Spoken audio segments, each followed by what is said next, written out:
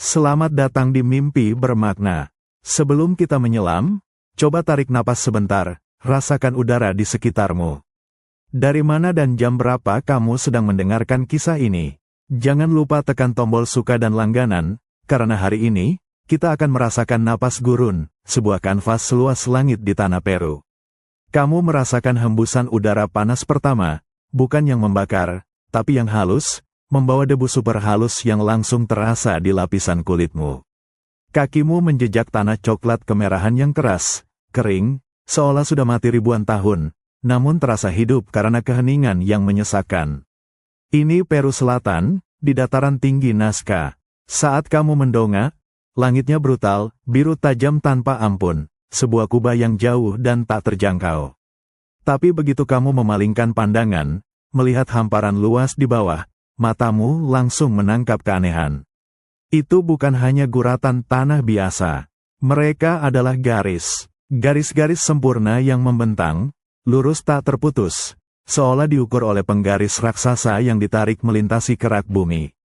Kamu melangkah lebih jauh, naik ke menara pandang imajiner yang memberimu perspektif sempurna, dan skala itu langsung menghantammu. Kamu melihatnya sekarang, bukan hanya garis, tapi juga bentuk. Burung kolibri yang sayapnya lebih panjang dari puluhan mobil yang dijejerkan. Monyet dengan ekor spiral yang terlihat begitu lincah, berputar-putar di kanvas mati ini. Dan ada laba-laba, ukurannya puluhan meter, detailnya begitu presisi hingga terasa mustahil. Kamu menggerakkan tanganmu, seolah mencoba menyentuh imajinasi kuno ini. Bagaimana? Siapa yang membuatnya? Kamu tahu mereka disebut geoglif, diciptakan oleh peradaban kuno Nazca, mungkin lebih dari 2000 tahun yang lalu. Kamu menyadari jenius di balik kesederhanaan ini? Mereka hanya membersihkan lapisan atas kerikil coklat yang teroksidasi untuk menampakkan tanah gading yang lebih terang di bawahnya. Sebuah seni ukir yang hanya bisa dinikmati dari ketinggian. Kamu mencoba menjiwai niat mereka. Ribuan langkah presisi, pengorbanan waktu dan tenaga yang kolosal. Apakah ini rambu untuk dewa? Atau semacam peta raksasa yang hanya bisa dibaca oleh makhluk terbang? Atau mungkin bintang? Lalu, kamu membiarkan matamu naik, membandingkan pola di tanah dengan langit yang akan segera gelap di atasnya.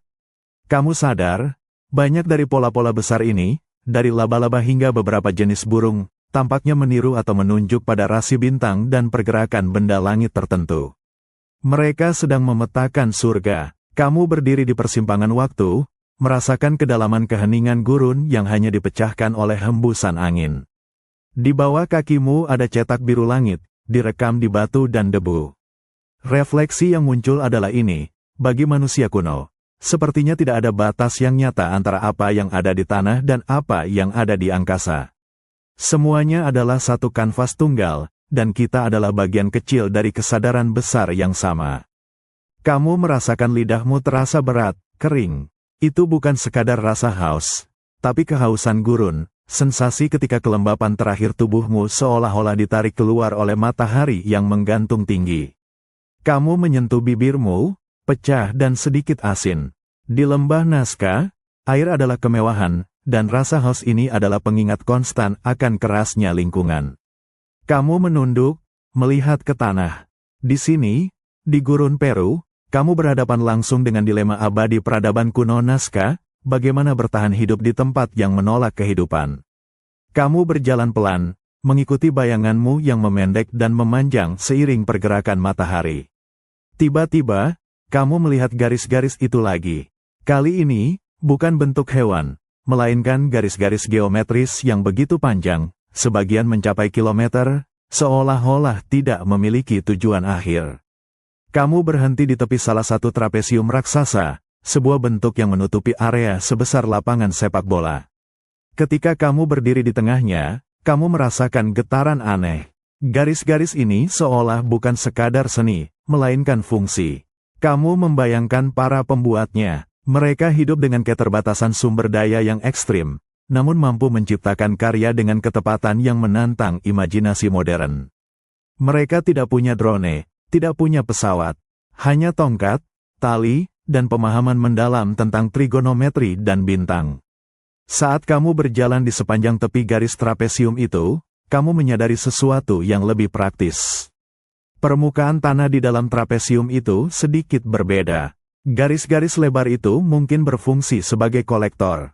Bukan kolektor bintang, melainkan kolektor uap air. Bayangkan malam di gurun ini. Dingin, udara lembab berkondensasi, lapisan tanah yang lebih terang, yang mereka singkap, mungkin bertindak sebagai konduktor termal yang membantu mengumpulkan embun. Mereka mencari air dimanapun air bisa ditemukan, bahkan dari napas gurun di malam hari. Tiba-tiba, kamu melihat detail kecil di kejauhan, jejak kuno yang tampaknya mengarah ke tempat yang seharusnya tidak ada apa-apa. Kamu mendekat, dan menyadari bahwa beberapa geoglif berbentuk spiral raksasa sebenarnya mungkin mewakili Pukuyos, sistem saluran air bawah tanah yang kompleks yang mereka bangun untuk mengairi lahan. Kamu menyentuh tanah kering itu lagi.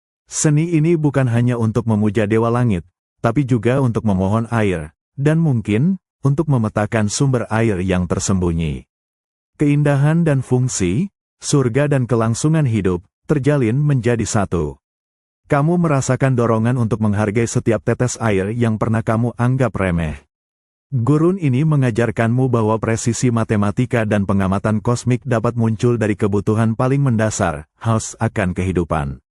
Saat matahari mulai condong, memancarkan cahaya oranye ke atas kanvas naskah, kamu menyadari betapa kuatnya kehendak manusia untuk bertahan. Dalam menghadapi kepastian kematian karena kekeringan, mereka tidak hanya berdoa, mereka menciptakan keajaiban, mencatatnya di bumi sebagai janji bahwa kehidupan akan terus mengalir, meskipun itu hanya sebatas tetesan embun yang terkumpul di bawah guratan raksasa. Udara malam naskah menusuk kulitmu, membawa aroma khas batu yang dingin dan debu yang membeku. Keheningan di sini berbeda, ia terasa tebal, bukan sekadar tanpa suara, tapi seperti suara alam semesta yang menahan napasnya. Kamu mendongak, di atasmu, langit selatan terbentang, hitam pekat dan ditaburi jutaan intan. Kamu menyadari bahwa kamu sekarang berdiri di dalam sebuah observatorium terbuka terbesar di dunia, meskipun itu adalah gurun mati. Kamu perlahan berjalan, kakimu menghindari garis-garis samar yang kamu tahu adalah karya seni berharga. Di siang hari, kamu melihat bentuk, di malam hari, kamu melihat tujuan. Kamu menarik napas dalam, merasakan dinginnya paru-paru. Sambil berjalan, kamu mencoba menempatkan dirimu di posisi seorang naskah kuno.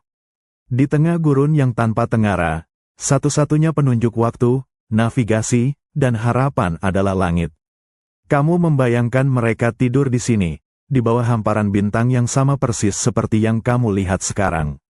Kamu mengangkat tanganmu, mencari rasi bintang Crux, atau salib selatan. Cahayanya begitu jelas, menusuk. Beberapa ahli percaya, dan kamu mulai merasakannya, bahwa garis-garis lurus yang kamu lihat di siang hari mungkin adalah alat bidik raksasa. Garis yang membentang bermil-mil itu mungkin bukan untuk dilihat secara keseluruhan, tetapi untuk menandai tempat terbitnya bintang atau planet tertentu pada titik balik matahari, menentukan waktu tanam dan panen yang krusial. Kamu berhenti di samping geoglif burung herring, yang ukurannya begitu masif hingga kamu hanya bisa melihat sebagian kecil kakinya. Namun, kamu tahu bentuk keseluruhan herring ini mungkin memiliki korelasi dengan rasi bintang Aquala, atau rasi bintang yang penting lainnya dalam kosmologi mereka. Kamu memejamkan mata sebentar, kamu merasakan getaran dari tanah, seolah bumi itu sendiri berbisik. Bisikannya bukan tentang pasir atau batu, tetapi tentang siklus. Mereka merekam waktu, mereka mengabadikan perintah langit ke dalam bahasa bumi. Ini adalah sebuah komunikasi. Para pembuat geoglif ini tidak hanya menggambar, mereka mengintegrasikan diri mereka ke dalam ritme kosmik. Ketika Aldebaran, bintang raksasa merah, terbit di cakrawala tertentu, garis naskah yang lurus dan tak terhingga itu akan menyambutnya. Kamu menyentuh tanah lagi, dingin dan keras. Rasanya seperti menyentuh sebuah jam raksasa yang sudah berhenti berdetak. Kamu merasakan kekaguman yang mendalam terhadap kecerdasan kuno. Mereka tidak punya teleskop, tetapi mereka membaca alam semesta dengan mata telanjang dan ketekunan yang luar biasa. Saat kamu mendongak lagi ke Bima Sakti, yang terlihat seperti sungai bercahaya yang tumpah melintasi langit, kamu menyadari bahwa karya seni ini adalah jembatan. Jembatan antara kebutuhan manusia untuk bertahan hidup dan janji abadi yang ditawarkan oleh bintang-bintang yang tak pernah berubah posisinya. Kamu menyadari, kita mungkin kehilangan keintiman dengan alam semesta seperti yang mereka miliki. Kamu menarik kerat jaketmu lebih erat. Dinginnya malam gurun Nazca terasa tajam, tetapi matamu terpaku, tidak sanggup berkedip. Di atas sana, langit seolah menjadi sangat dekat, dan kamu bisa merasakan beratnya waktu. Kamu merasakan sebuah keharusan untuk bergerak, mencari tahu lebih banyak. Kamu berjalan menyusuri salah satu garis lurus, bukan garis sempit seperti yang kamu bayangkan, tetapi parit dangkal selebar bahu. Mengikuti parit ini di kegelapan membuatmu merasa seperti sedang menapaki jalur ritual. Kamu berhenti ketika kakimu menyentuh titik pertemuan. Titik di mana 3, 4, bahkan 6 garis lurus bertemu menjadi satu persimpangan. Ini adalah simpul yang paling membingungkan dari seluruh misteri Nazca. Para arkeoastronom telah menghabiskan waktu bertahun-tahun mencoba memecahkan kode persimpangan ini. Apakah mereka ini adalah tempat suci? Apakah titik-titik ini menandai posisi matahari pada titik balik musim panas atau musim dingin yang krusial bagi pertanian? Atau, mungkinkah ini adalah tempat di mana ritual persembahan air dilakukan, tepat di bawah mata dewa-dewa langit? Kamu duduk berjongkok, menyentuh tanah yang telah digali.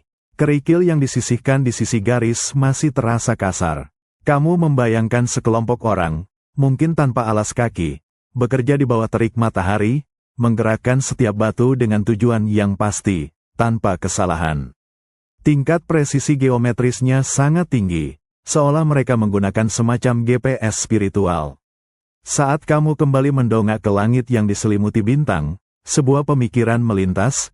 Geoglif yang berbentuk hewan dan manusia mungkin mewakili apa yang kita sebut rasi bintang, tetapi garis-garis lurus ini mungkin adalah arah. Mereka adalah panah yang menunjuk. Kamu mencoba menemukan rasi bintang laba-laba yang kamu lihat di siang hari. Sekarang, di malam hari, kamu membayangkan laba-laba itu bukan hanya gambar statis.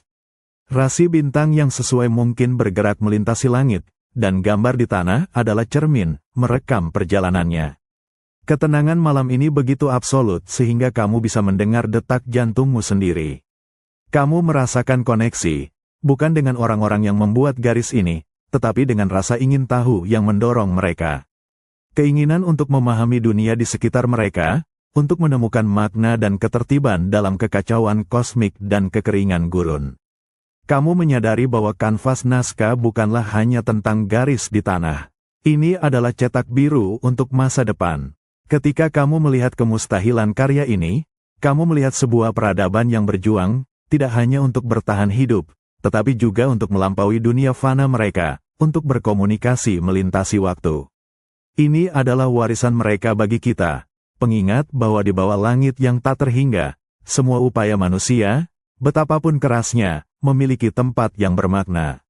Mereka mengubah gurun menjadi peta, dan peta itu, pada akhirnya, adalah tentang kita. Kamu merasakan sentuhan halus angin pagi yang baru bangun, membawa bau mineral dan garam dari kejauhan. Matahari belum sepenuhnya muncul, tetapi langit di timur sudah mulai menyala dengan warna merah muda dan emas yang lembut. Dalam cahaya samar ini, tekstur gurun terlihat lebih dramatis, dan kamu mendengar suara yang nyaris tak terdengar, desau pasir yang bergerak perlahan. Kamu berdiri di sebuah bukit alami, memandang ke utara, ke arah guratan raksasa yang dikenal sebagai geoglif laba-laba. Ukurannya monumental, seperti ukiran yang hanya bisa dilakukan oleh raksasa yang kelelahan. Saat cahayanya bertambah, kamu bisa melihat detailnya. Laba-laba itu memiliki 8 kaki, tentu saja. Tetapi yang paling menonjol adalah detail di salah satu kakinya, garis kecil, tipis, yang menyimpang dari tubuh utama. Kamu mencoba memahami signifikansi seekor laba-laba di tengah gurun yang begitu kering. Bagi suku Nazca, laba-laba bukanlah sekadar serangga, ia adalah simbol. Dalam kosmologi Andes kuno, laba-laba sering dikaitkan dengan hujan dan kesuburan. Mereka dianggap sebagai penenun, bukan hanya jaring, tetapi penenun takdir dan waktu. Kamu merasakan sebuah kehangatan aneh menyebar di dadamu saat kamu menyadari presisi gambar ini. Laba-laba raksasa ini mungkin adalah representasi dari rasi bintang Orion. Atau, lebih menarik lagi, mungkin ia adalah representasi dari apa yang oleh suku Inka di masa depan disebut rasi bintang gelap. Di belahan bumi selatan, banyak budaya kuno tidak melihat bintang, melainkan siluet gelap di antara cahaya Bima Sakti sebagai rasi bintang mereka. Laba-laba ini diletakkan di tanah, seolah-olah merekam bayangan langit. Kamu mengambil langkah, melintasi gurun, mendekati kontur laba-laba. Kamu membayangkan para pembuatnya bekerja. Mereka tidak melihat gambarnya dari atas saat membuatnya. Mereka pasti menggunakan semacam sistem skala dan perancah yang rumit, mentransfer pola dari miniatur ke kanvas gurun yang tak terbatas. Kamu bisa merasakan fokus yang mereka miliki, sebuah keintiman dengan detail terkecil. Kehalusan garis pada kaki yang bercabang itu menunjukkan bukan hanya keterampilan teknis, tetapi juga rasa hormat yang mendalam terhadap subjek. Mereka sedang menjahit langit ke bumi. Dalam keheningan pagi ini, kamu hampir bisa mendengar lagu penenun, ritual, nyanyian yang mereka gunakan untuk menjaga ritme, memastikan setiap batu dipindahkan dengan benar, setiap garis ditarik dengan ketepatan astronomis. Refleksi muncul dengan lembut. Kita sering mencari makna dalam kekuasaan besar, dalam hal-hal yang jelas. Tetapi di sini, di bawah guratan laba-laba naskah, kamu menyadari bahwa makna yang paling mendalam sering ditemukan dalam detail terkecil yang ditarik dengan ketekunan, yang menghubungkan kehidupan sehari-hari, kebutuhan akan hujan, dengan alam semesta yang luas, pola bintang. Ini adalah sebuah doa yang diukir dalam batu. Kamu merasakan gurun sudah sepenuhnya terjaga. Panas yang diserap semalaman mulai dilepaskan kembali, membawa aroma debu kering yang sangat pekat. Kamu berjalan menjauh dari laba-laba, tetapi konsep menenun masih melekat dalam pikiranmu, menenun alam semesta, menenun makna. Matamu tertuju pada salah satu figur manusia yang jarang, sosok yang sering disebut astronot, karena kepalanya yang bulat dan mata besarnya yang menatap ke langit. Kamu berjalan perlahan di sepanjang tepi guratan sosok ini, merasakan pasir gading di bawah kakimu yang terasa lebih dingin daripada kerikil coklat di sekitarnya. Sosok itu tampaknya berdiri di lereng, bukan di dataran. Posisi ini memberinya perspektif yang berbeda, seolah dia benar-benar sedang mengamati. Matanya, dua lubang bundar yang sangat besar, seakan-akan sedang membaca setiap detail di cakrawala. Saat kamu berdiri di sana, kamu merasakan ketegangan yang kontras. Di satu sisi, sosok ini terlihat primitif, kasar. Di sisi lain, ia diletakkan dengan presisi yang sama dengan garis-garis astronomis di dekatnya. Kamu membayangkan orang-orang naskah memandang sosok ini. Mungkin itu bukan dewa, tetapi seorang saman, seorang penenun waktu yang bertugas membaca isyarat langit dan mentransfernya ke kehidupan sosial mereka. Ia adalah perantara, penghubung antara kosmos dan komunitas. Kamu mengangkat tanganmu, meniru posisi kepala sosok itu yang miring sedikit ke atas. Kemana ia menatap? Apakah ia menunjuk pada posisi tertentu Pleiades? Atau mungkin ia menandai musim hujan yang langka dan sangat ditunggu-tunggu? Kamu menyadari betapa rumitnya sistem keyakinan mereka. Mereka tidak hanya melihat bintang, mereka merasakan bintang. Setiap gambar, burung, monyet, laba-laba, manusia, bukanlah sekadar hiasan. Mereka adalah kunci. Setiap satu adalah benang dalam permadani kepercayaan yang rumit. Mereka menenun air, mereka menenun waktu, mereka menenun kesuburan. Kamu menyentuh tepi garis sosok itu. Keakuratan gambar ini, yang tetap utuh selama ribuan tahun berkat iklim gurun yang stabil, mengingatkanmu pada daya tahan tujuan. Tidak ada seniman yang membuat ini untuk dinikmati oleh orang yang berdiri di samping mereka. Mereka membuatnya untuk kekuatan yang lebih tinggi, atau untuk generasi yang sangat jauh di masa depan. Saat kamu meninggalkan astronot naskah, berjalan menjauh dari tatapannya yang abadi, kamu merasakan kedamaian. Ini bukan hanya misteri kuno, tetapi juga bukti kecerdasan yang luar biasa. Mungkin begitulah makna sejati kita sebagai manusia. Terlepas dari keterbatasan dan kerasnya lingkungan, kita memiliki dorongan tak terhindarkan untuk menciptakan, untuk menemukan ketertiban, dan untuk meninggalkan jejak yang jauh melampaui masa hidup kita sendiri. Kamu merasakan perubahan drastis dalam tekstur tanah di bawah kakimu. Tidak lagi hanya debu kering dan kerikil, tetapi kamu sekarang berdiri di area yang terasa lebih berpasir, memancarkan bau tanah liat yang sedikit lembab, pengingat halus bahwa ada air, meskipun jauh di bawah permukaan.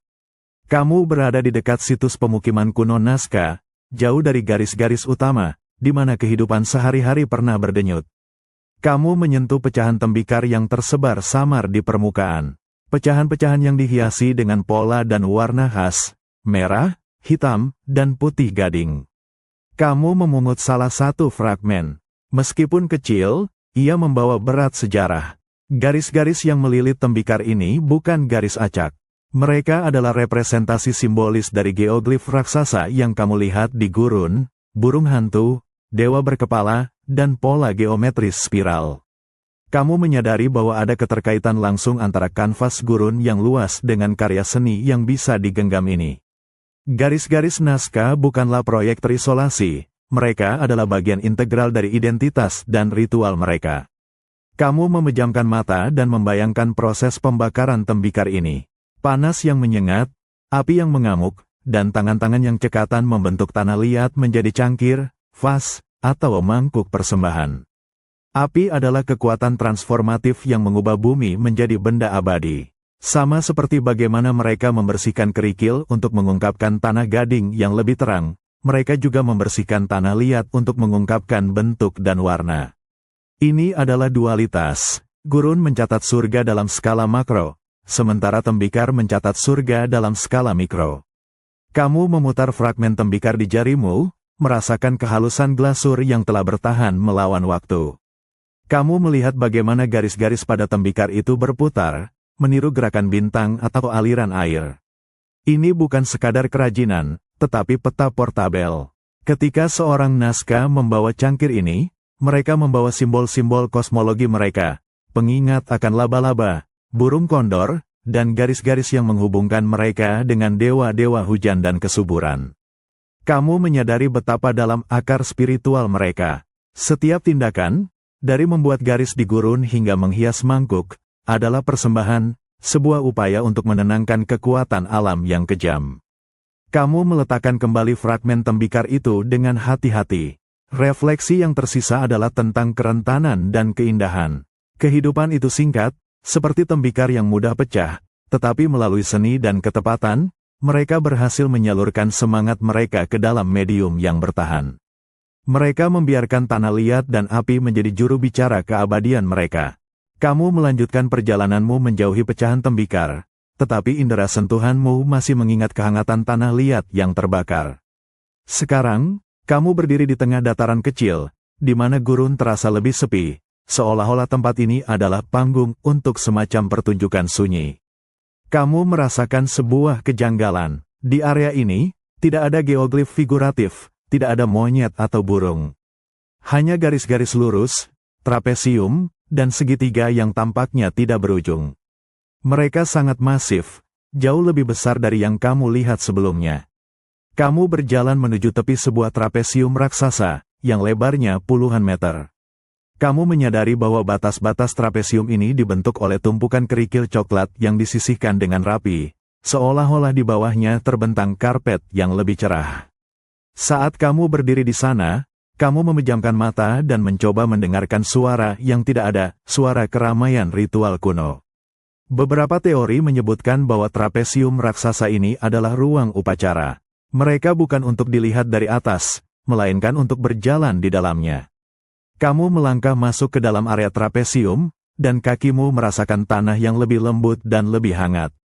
Kamu membayangkan barisan orang-orang Nazca berbaris di sini, mungkin membawa persembahan tembikar mereka, mungkin menari untuk memanggil dewa hujan, yang bagi mereka adalah dewa langit dan samudra. Ritme itu terasa di udara, langkah kaki yang seragam, doa-doa yang diulang-ulang. Garis lurus itu bukanlah batas, itu adalah jalur yang mengarahkan energi spiritual mereka. Kamu melihat ke arah cakrawala. Garis trapesium itu membidik ke arah tertentu, entah ke puncak gunung suci atau ke titik di mana matahari terbenam pada hari yang sakral. Garis-garis ini adalah saluran, pembuluh kepercayaan, yang mengalirkan energi dari tanah ke kosmos. Lalu, kamu menyadari ironi yang menyedihkan. Meskipun mereka mencurahkan semua energi dan presisi mereka ke dalam persembahan skala raksasa ini, peradaban Nazca akhirnya runtuh. Mereka hilang dari sejarah, mungkin karena kegagalan lingkungan, kekeringan yang tak tertahankan. Namun, di sini kamu berdiri, ribuan tahun kemudian, di dalam bejana kepercayaan mereka.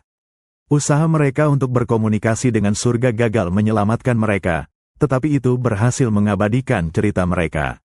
Saat angin gurun menerpa pipimu, kamu merasakan rasa hormat yang mendalam. Mereka tidak menyerah, mereka mencetak perjuangan mereka ke dalam bumi.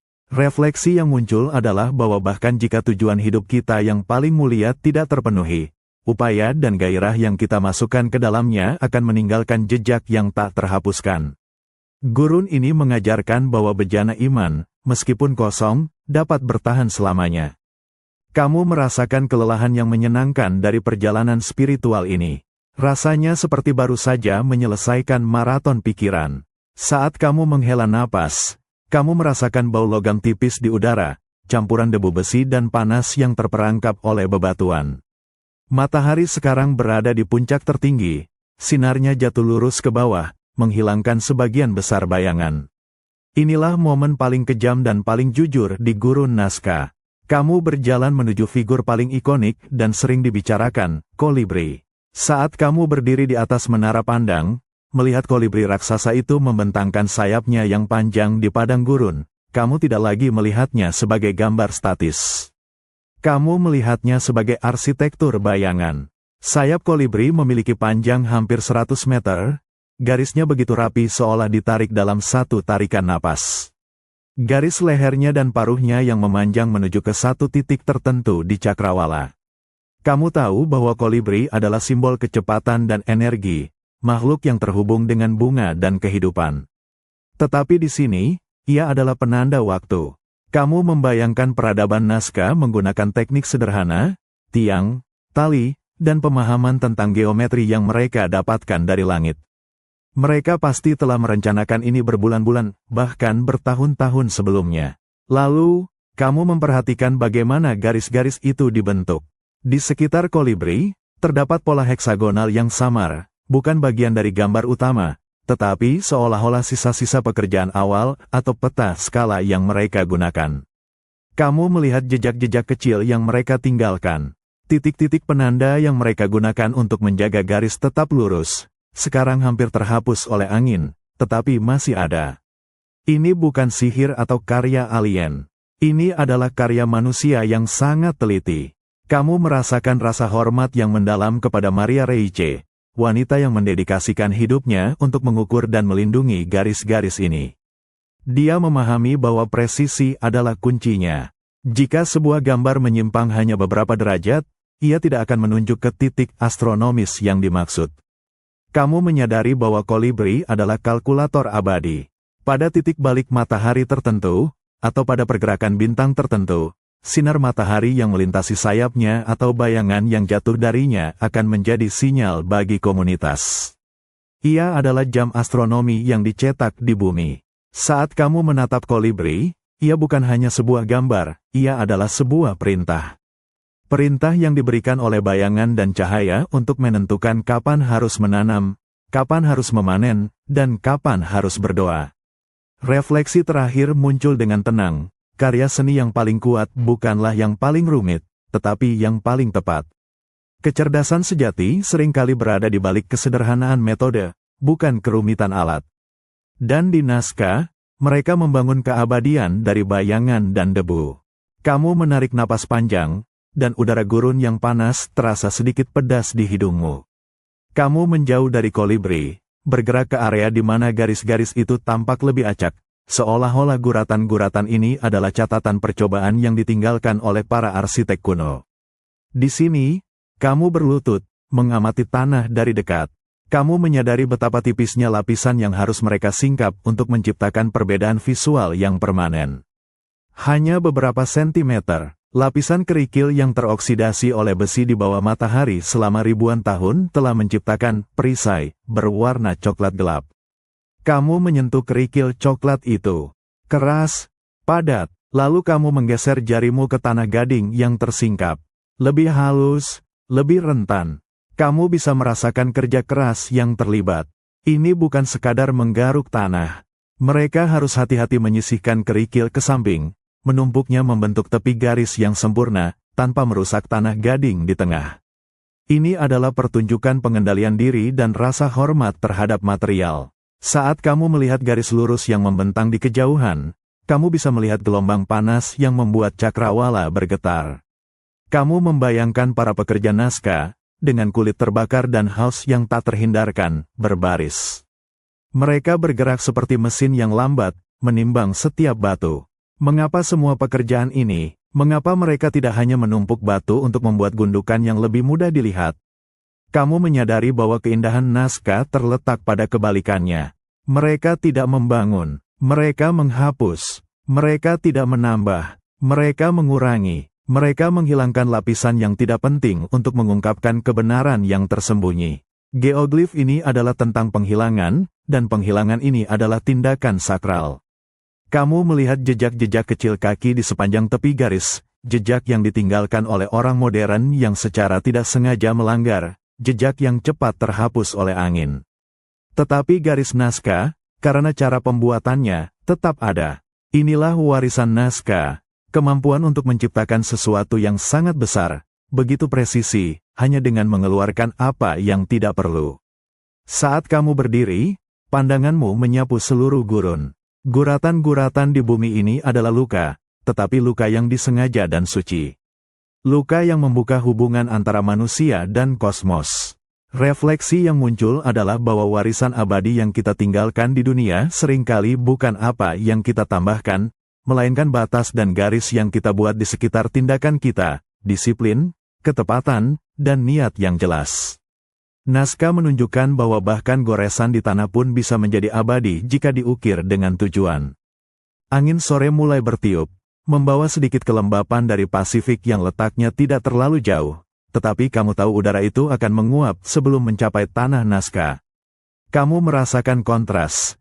Keindahan karya seni ini melawan keganasan gurun yang siap menelan apapun yang bukan batu.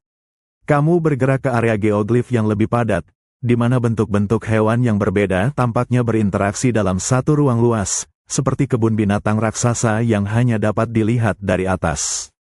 Kamu melihat gambar burung kondor, burung pelican, dan monopoli. Setiap gambar adalah sebuah persembahan visual, sebuah usaha untuk menyenangkan kekuatan yang mengatur hujan dan air. Kamu mencoba membayangkan ritual yang mungkin menyertai pembuatan gambar-gambar ini. Mungkin ini adalah panggung persembahan, sebuah pesta untuk para dewa. Kamu mencium aroma samar, imajiner, seperti bau cica, minuman jagung fermentasi, yang ditumpahkan ke tanah, atau bau pembakaran dupa dari daun koka. Ritual ini tidak dilakukan dalam bisikan, tetapi dalam perayaan yang keras dan teratur. Kamu melihat kontur monopoli, makhluk mitologis dengan tangan yang besar, yang sering digambarkan dalam tembikar naskah. Di gurun, ia ditarik dengan detail yang luar biasa. Tangan raksasanya mungkin melambangkan kekuatan untuk mencengkeram dan mengendalikan unsur-unsur, memohon kemakmuran. Kamu menyadari bahwa geoglif ini adalah manifestasi dari rasa takut dan harapan. Rasa takut akan kekeringan abadi, dan harapan akan kehidupan yang berkelanjutan.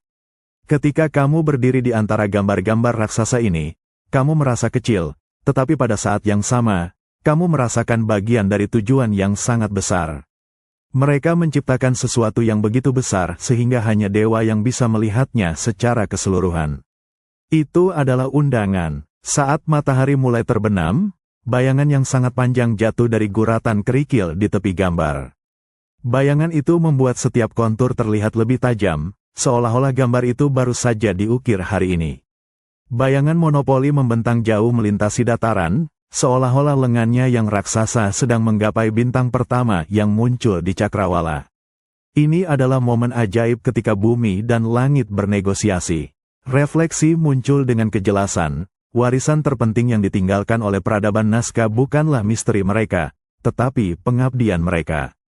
Mereka mengajarkan bahwa bahkan dalam keputusasaan yang terbesar, manusia akan selalu berusaha untuk menciptakan keindahan yang layak untuk ditawarkan kepada alam semesta.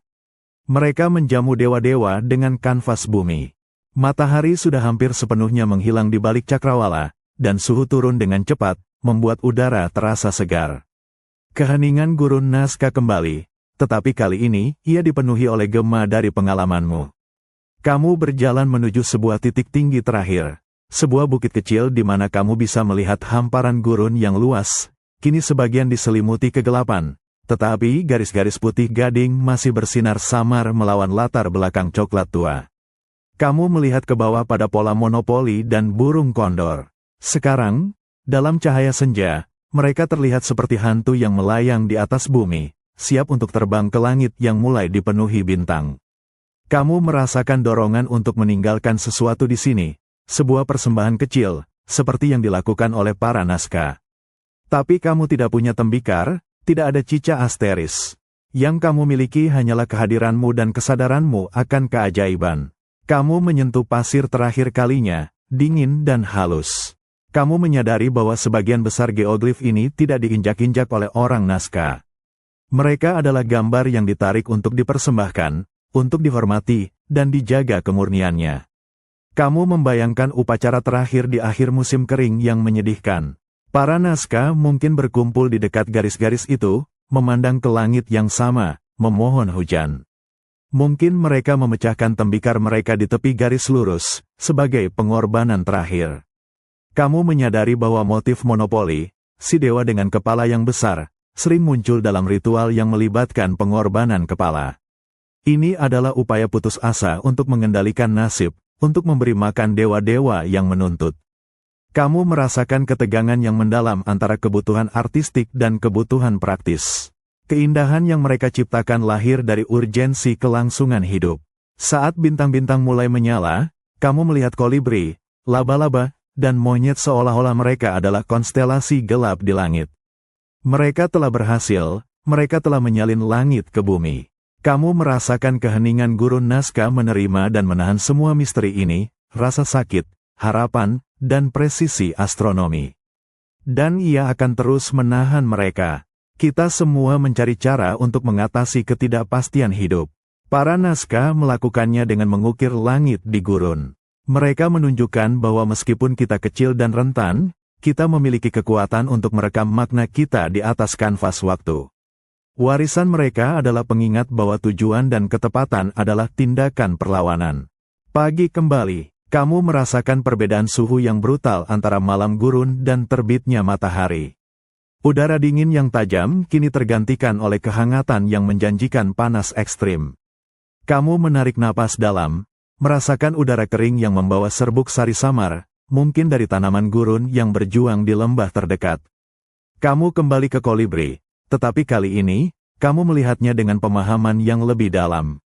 Di bawah cahaya pagi yang miring, kamu melihat sesuatu yang terlewatkan sebelumnya, garis melingkar kecil yang membentuk kepala kolibri, begitu sempurna sehingga terlihat seperti dibuat menggunakan jangka raksasa. Kamu berjalan di sepanjang kontur salah satu sayapnya. Garis-garis ini bukanlah goresan dangkal.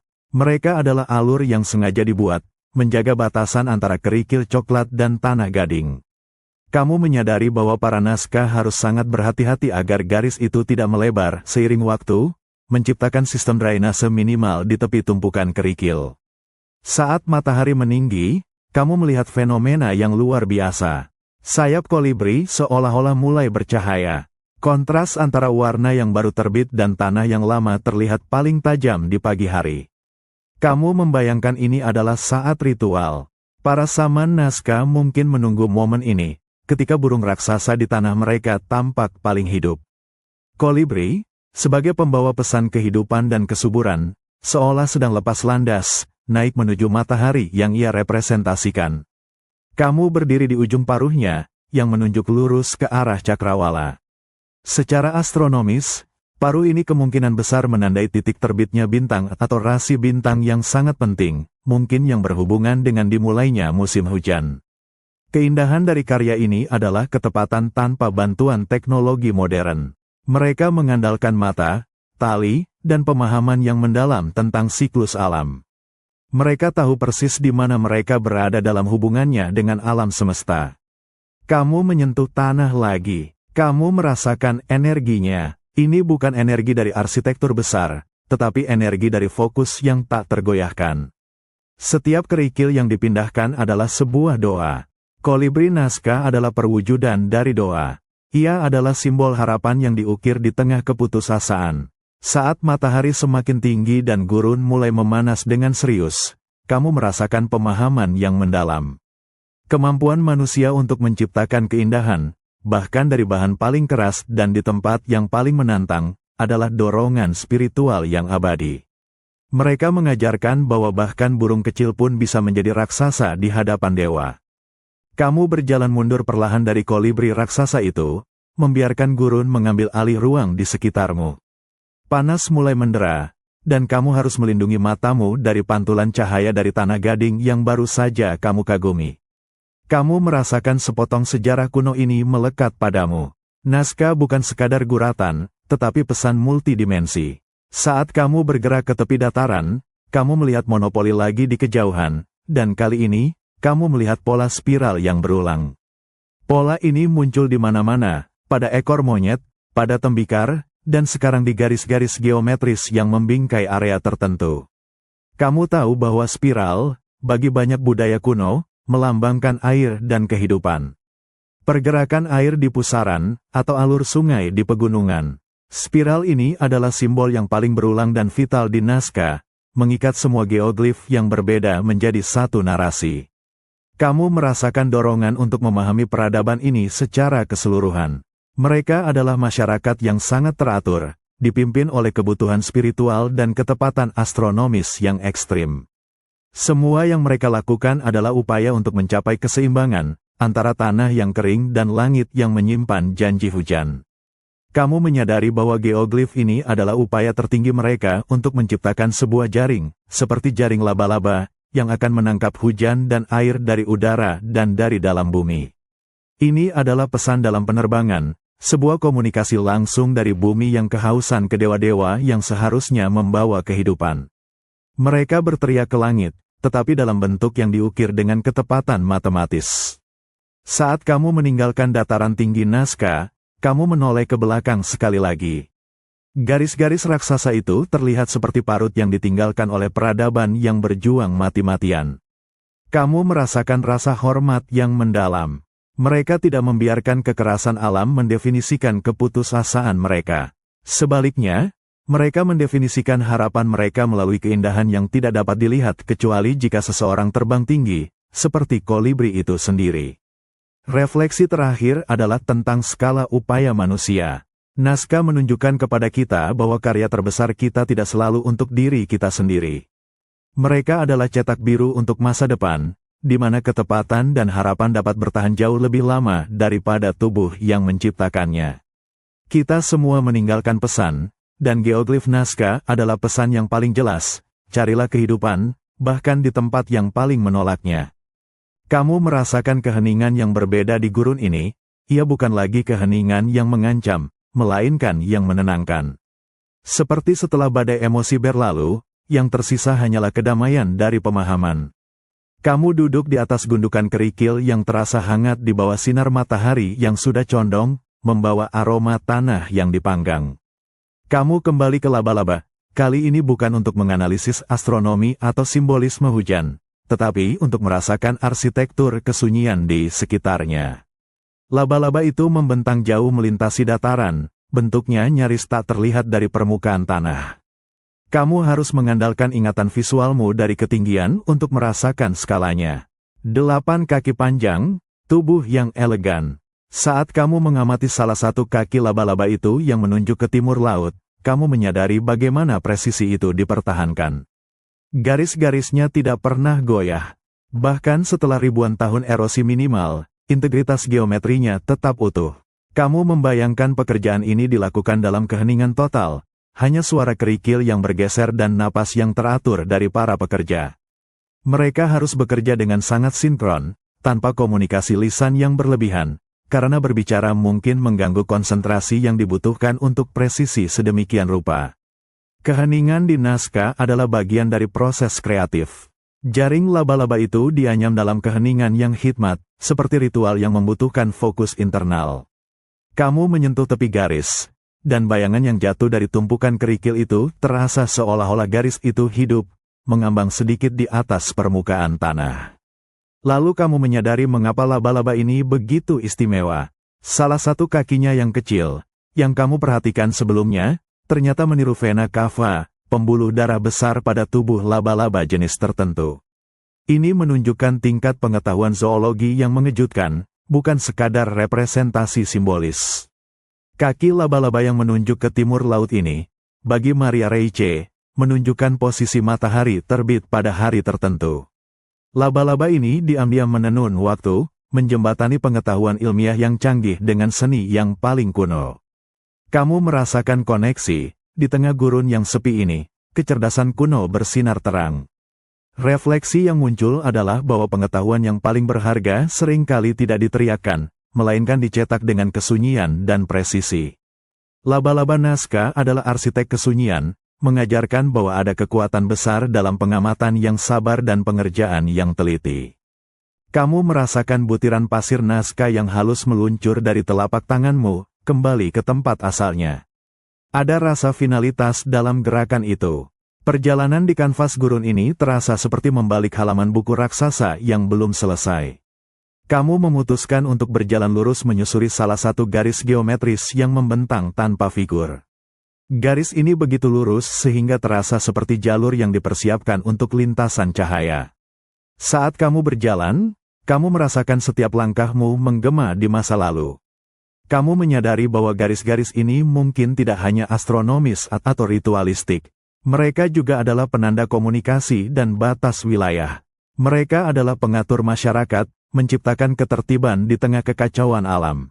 Kamu berhenti di sebuah persimpangan. Di sini, kamu melihat tumpukan kerikil yang lebih tinggi dari biasanya. Ada dugaan bahwa di titik-titik persimpangan inilah persembahan paling sakral dilakukan. Kamu merasakan sebuah urgensi kuno. Rasa takut yang mendalam terhadap langit yang tidak akan memberi. Di tanah yang kering ini, setiap persembahan, apakah itu tembikar yang dipecahkan atau air yang ditumpahkan, adalah sebuah investasi. Investasi dalam keberlangsungan hidup. Kamu membayangkan upacara di tempat ini. Para pemimpin Nazca, mungkin mengenakan topeng monopoli, berdiri di sini, mengucapkan doa kepada dewa-dewa yang terukir di gurun. Doa itu dicetak ke dalam debu, menjadi permanen. Lalu, matamu menangkap sesuatu yang kontras. Di antara garis-garis kuno, ada jejak ban modern yang samar, pengingat akan kerentanan karya seni ini terhadap dunia luar yang tidak peduli. Perjuangan Maria Reiche untuk melindungi garis-garis ini terasa begitu heroik dalam menghadapi waktu dan modernitas. Kamu melihat bagaimana garis-garis itu tetap bertahan, melawan angin, melawan erosi sesekali yang dibawa oleh hujan.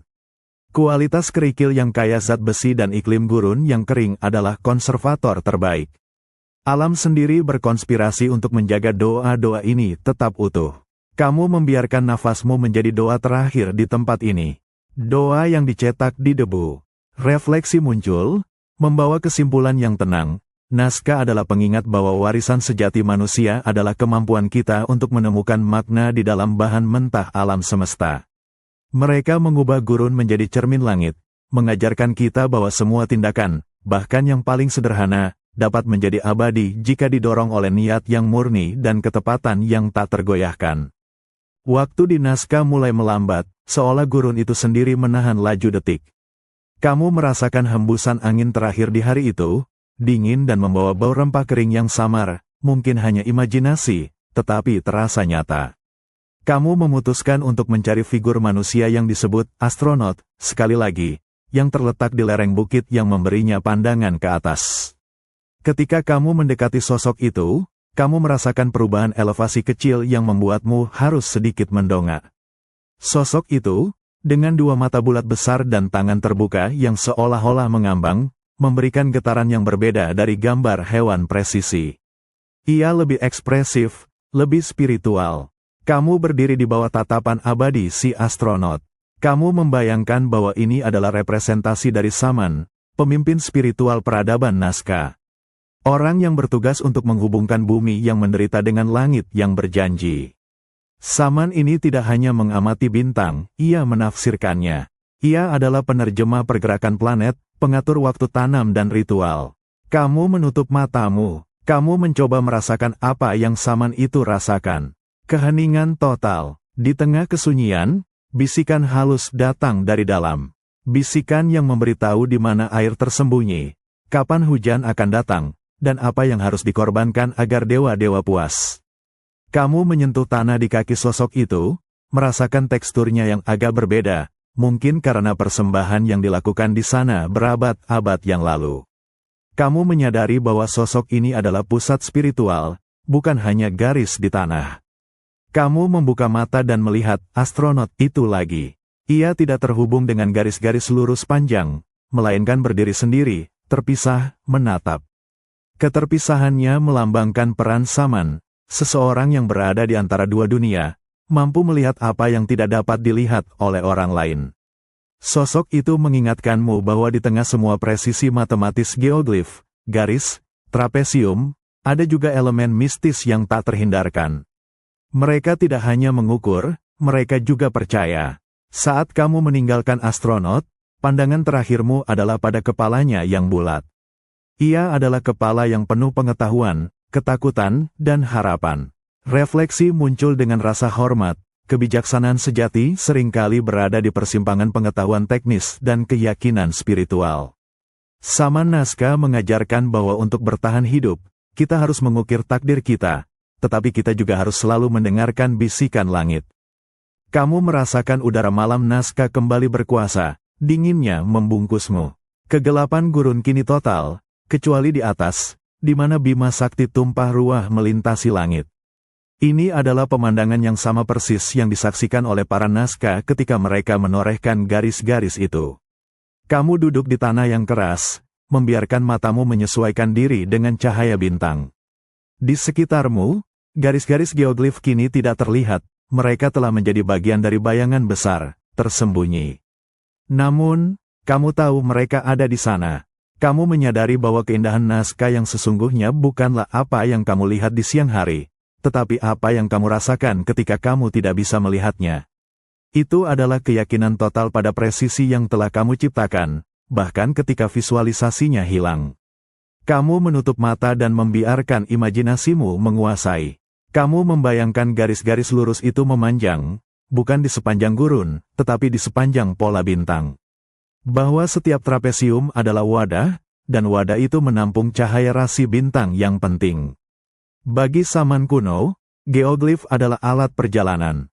Dengan berjalan di sepanjang garis-garis lurus itu, mereka mungkin memasuki kondisi trans, melakukan perjalanan spiritual melintasi kosmos, mencari jawaban di alam semesta yang diukir di bawah kaki mereka. Kamu merasakan detak jantungmu sendiri melambat, menyatu dengan keheningan.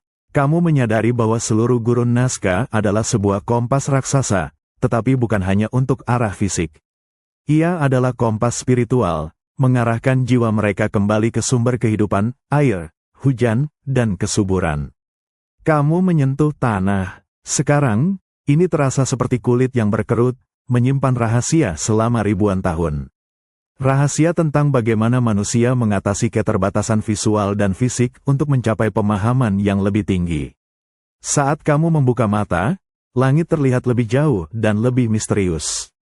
Kamu tidak lagi mencari jawaban pasti tentang mengapa garis-garis itu ada. Kamu puas dengan misteri itu sendiri. Refleksi muncul dengan rasa syukur, kita terlalu sering fokus pada apa yang bisa kita lihat. Nazca mengajarkan bahwa perjalanan yang paling bermakna adalah perjalanan yang melampaui penglihatan, yang mengandalkan keyakinan pada struktur yang tidak terlihat, dan pada presisi yang diciptakan dengan tangan manusia. Kamu merasakan panas yang menusuk, tetapi kali ini, bukan panas yang kejam. Ini adalah panas yang penuh tujuan, seperti kamu berdiri di bawah sorotan lampu panggung yang besar. Kamu kembali ke inti misteri, ke titik di mana astronomi dan agama bertemu. Kamu berjalan menuju figur monyet. Ekor spiralnya yang besar dan melingkar adalah salah satu gambar yang paling rumit.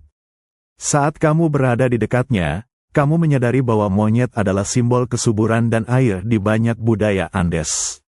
Di Nazca, dengan ekor spiralnya, ia melambangkan air yang berputar, angin, dan mungkin Pukuios, sistem air bawah tanah mereka. Kamu memposisikan dirimu seolah-olah kamu adalah seorang naskah kuno, mencari isyarat. Matahari sekarang berada pada sudut di mana bayangan yang jatuh dari tepi garis kolibri yang jauh, atau dari garis trapesium tertentu, hampir tidak terlihat. Ini adalah hari ketika sinar matahari paling lama. Ini adalah titik balik musim panas, solstice. Kamu menyadari bahwa geoglif ini tidak dibuat untuk dibaca setiap hari, tetapi untuk momen-momen puncak ini. Pada solstice, monyet ini mungkin berinteraksi dengan cahaya. Paruhnya mungkin menunjuk langsung ke terbitnya bintang tertentu, atau garis lurus yang memotong monopoli akan selaras sempurna dengan terbenamnya matahari. Kamu menutup mata dan membayangkan perayaan di hari itu. Hari ketika harapan akan hujan berada di puncaknya. Musik yang keras, tarian yang energik, dan barisan orang-orang berjalan di sepanjang garis trapesium yang kamu lihat sebelumnya. Mereka berjuang melawan matahari yang membakar dengan kehendak spiritual yang sama kuatnya. Kamu merasakan ritme upacara itu. Energi yang dilepaskan ketika ratusan orang percaya pada janji yang sama. Garis-garis ini adalah instrumen, dan matahari adalah konduktor orkestra. Kamu membuka mata, monyet itu, dengan 3 jari yang unik di setiap tangannya, seolah tersenyum misterius. Ia tidak hanya mencerminkan bintang, tetapi juga mencerminkan ritual yang penuh harapan. Kamu menyentuh tanah monyet, rasanya seolah-olah kamu menyentuh pengetahuan yang dicatat dalam kode yang rumit. Pengetahuan tentang bagaimana mengatur waktu kehidupan mereka dengan pergerakan kosmos. Refleksi yang muncul adalah ini, bahkan ketika kita merasa ditinggalkan oleh alam, kita memiliki kemampuan bawaan untuk mencari dan menemukan tatanan di dalam kekacauan.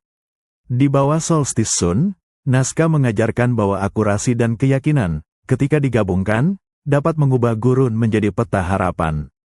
Kamu merasakan panas gurun kini mencapai intensitas penuh, memaksamu mencari perlindungan dari bayangan yang tipis.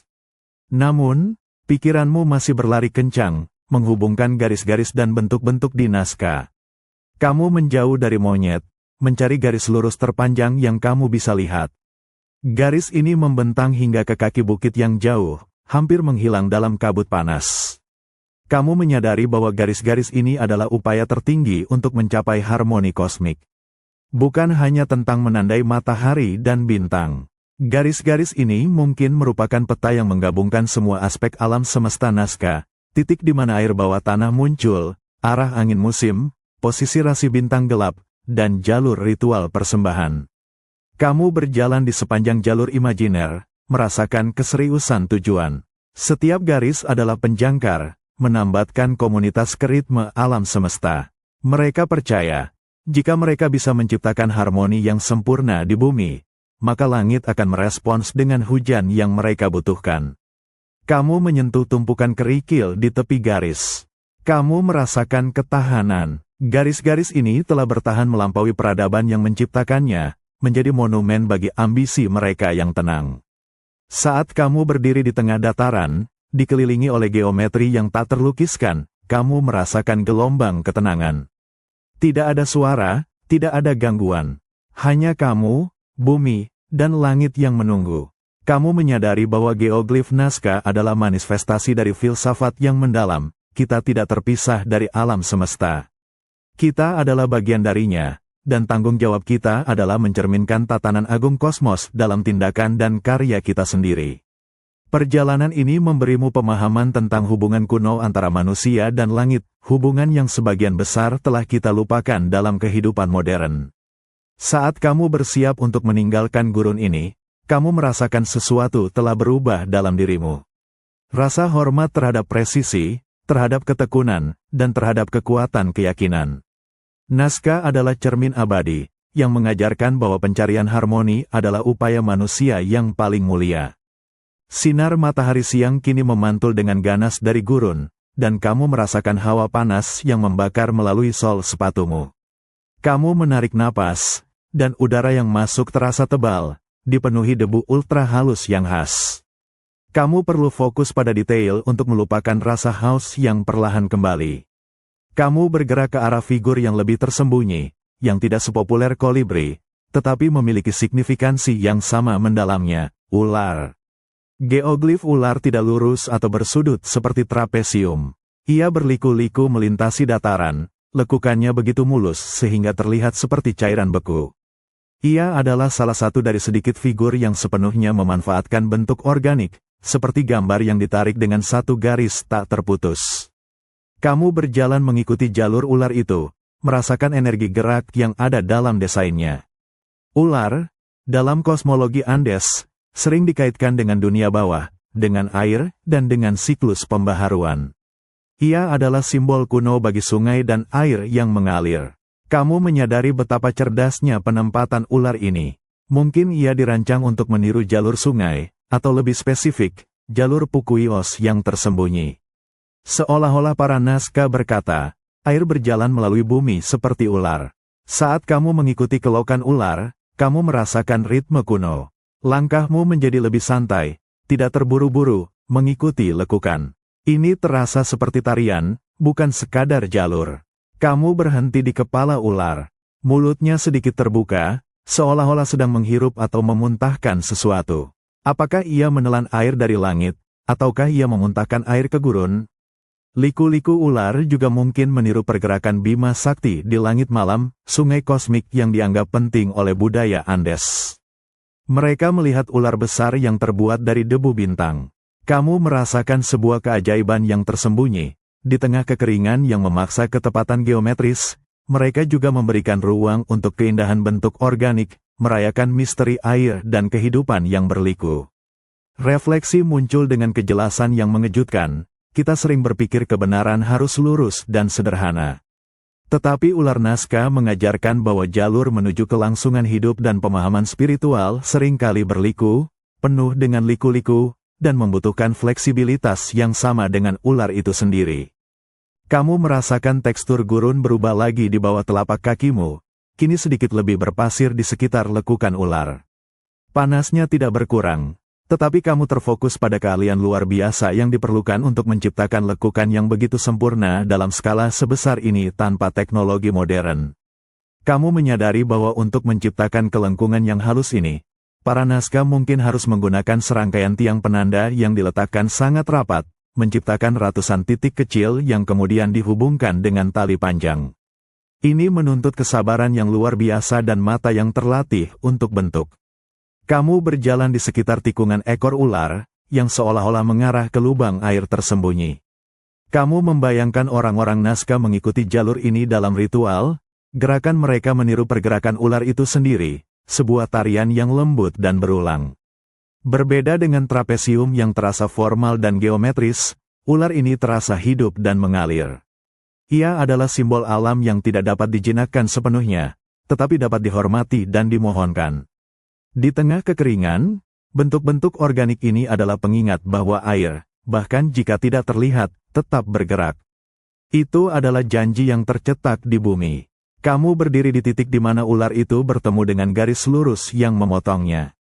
Ini adalah perjumpaan yang menarik, presisi dan keteraturan geometris berhadapan dengan keindahan alami kurva. Ini mencerminkan pemahaman dualistik mereka.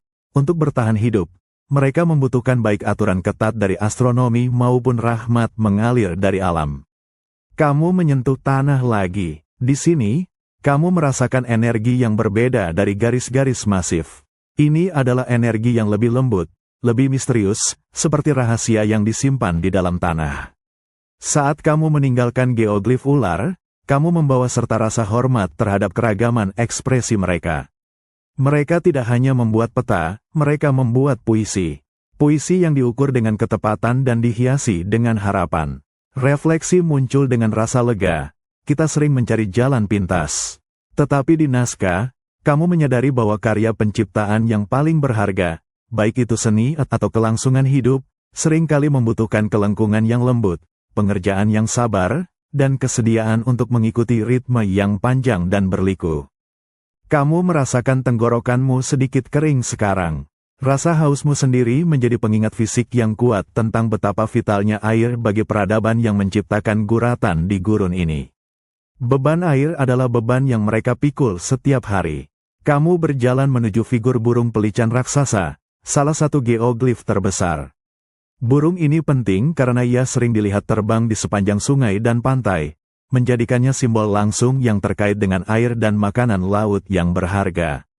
Kamu berdiri di pangkal sayapnya yang panjang, yang membentang lebih dari 280 meter. Ukurannya begitu besar sehingga kamu harus memiringkan kepalamu untuk mencoba memahami bentuknya, seolah-olah kamu sedang melihat sebuah pesawat yang diparkir di tanah. Kamu menyentuh tanah gading di dalam garis pelican. Ia terasa sangat padat, seperti lempengan tanah liat yang dipanggang. Kamu membayangkan para pekerja membawa kerikil ini dalam keranjang, berjalan dalam panas yang terik, hanya untuk membersihkan 1 meter persegi.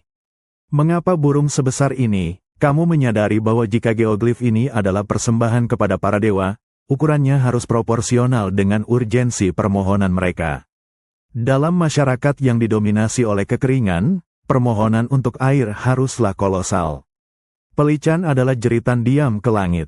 Kamu melihat bagaimana kepala pelican ini seolah-olah menunduk, paruhnya yang panjang menunjuk ke lembah yang dulu subur. Apakah ia sedang mencari makanan di air yang hilang, atau apakah ia mengarahkan perhatian dewa-dewa ke sumber air terdekat? Lalu, kamu memperhatikan garis-garis lurus yang memotong sayap pelican, tidak peduli dengan figur itu. Garis-garis lurus itu lebih tua, lebih fundamental, seolah-olah astronomi harus didahulukan daripada seni. Itu menunjukkan bahwa bahkan di tengah seni yang mendalam, sains dan presisi tetap menjadi prioritas tertinggi. Kamu merasakan berat sejarah. Peradaban Nazca akhirnya runtuh, bukan karena mereka tidak cukup berdoa, atau tidak cukup presisi dalam perhitungan bintang mereka, tetapi mungkin karena iklim yang berubah terlalu drastis. Namun, di tengah kegagalan itu, mereka meninggalkan warisan ketekunan yang luar biasa. Refleksi muncul, beban yang paling berat dalam hidup seringkali menghasilkan karya yang paling menginspirasi. Di Gurun Nazca, permohonan untuk air diabadikan dalam bentuk seni abadi, sebuah pengingat bahwa kita akan selalu berjuang untuk hidup, bahkan jika kita harus mengukir permintaan kita ke dalam bumi itu sendiri. Kamu merasakan transisi gurun menuju senja. Panasnya mulai mereda, meninggalkan kehangatan yang lembut pada permukaan batu. Udara terasa bersih, dan kamu melihat pegunungan Andes di kejauhan, siluet biru ungu yang menjulang. Kamu berjalan menjauh dari dataran geoglif menuju sebuah area di mana gurun telah dibuka. Di sini, kamu melihat sisa-sisa saluran air kuno yang terkenal, Pukuios Asteris.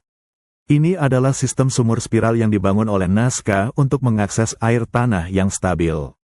Kamu merasakan bau air tawar yang samar, dibawa oleh angin. Kamu berdiri di tepi salah satu lubang spiral Pukuios Asteris. Lubang ini meliuk-liuk ke bawah, menuju terowongan yang telah dibangun dengan cermat untuk menstabilkan dan mengalirkan air. Ini adalah kontras yang kuat. Di satu sisi, seni raksasa yang memohon air dari langit. Di sisi lain, rekayasa yang brilian, yang diam-diam mengambil air dari dalam bumi. Kamu menyadari bahwa kejeniusan Nazca terletak pada keseimbangan ini. Mereka tidak hanya mengandalkan sihir, mereka juga menggunakan sains. Mereka adalah arsitek surga dan juga insinyur bumi.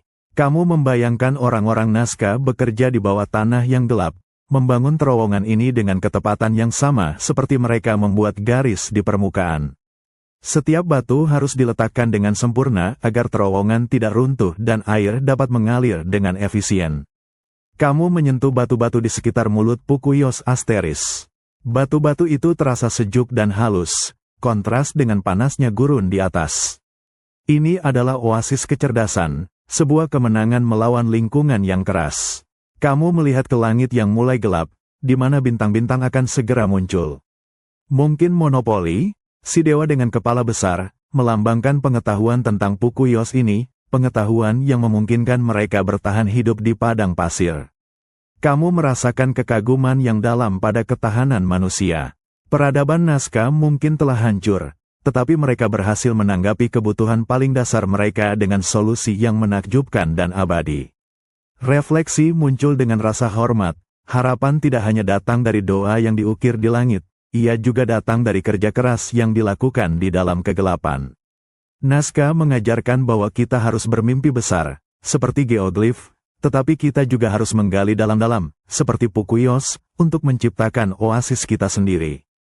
Kamu meninggalkan keheningan gurun yang abadi dan tiba-tiba dihantam oleh deru suara dari kota modern Nazca, yang terletak tidak jauh dari situs kuno. Kamu mencium aroma campuran bensin, debu yang diaduk, dan bau makanan yang dimasak di warung-warung pinggir jalan. Transisi ini mengejutkan. Dari keheningan abadi geoglif, kamu kini berada di tengah keramaian pasar, di mana kehidupan berdenyut dengan kecepatan yang jauh berbeda. Kamu melihat sekeliling. Meskipun ini adalah abad ke-21, ada resonansi dari masa lalu. Banyak pedagang menjual replika tembikar Nazca, dihiasi dengan pola spiral dan figur kolibri. Kamu menyadari bahwa seni kuno itu masih menjadi bagian integral dari ekonomi dan budaya lokal.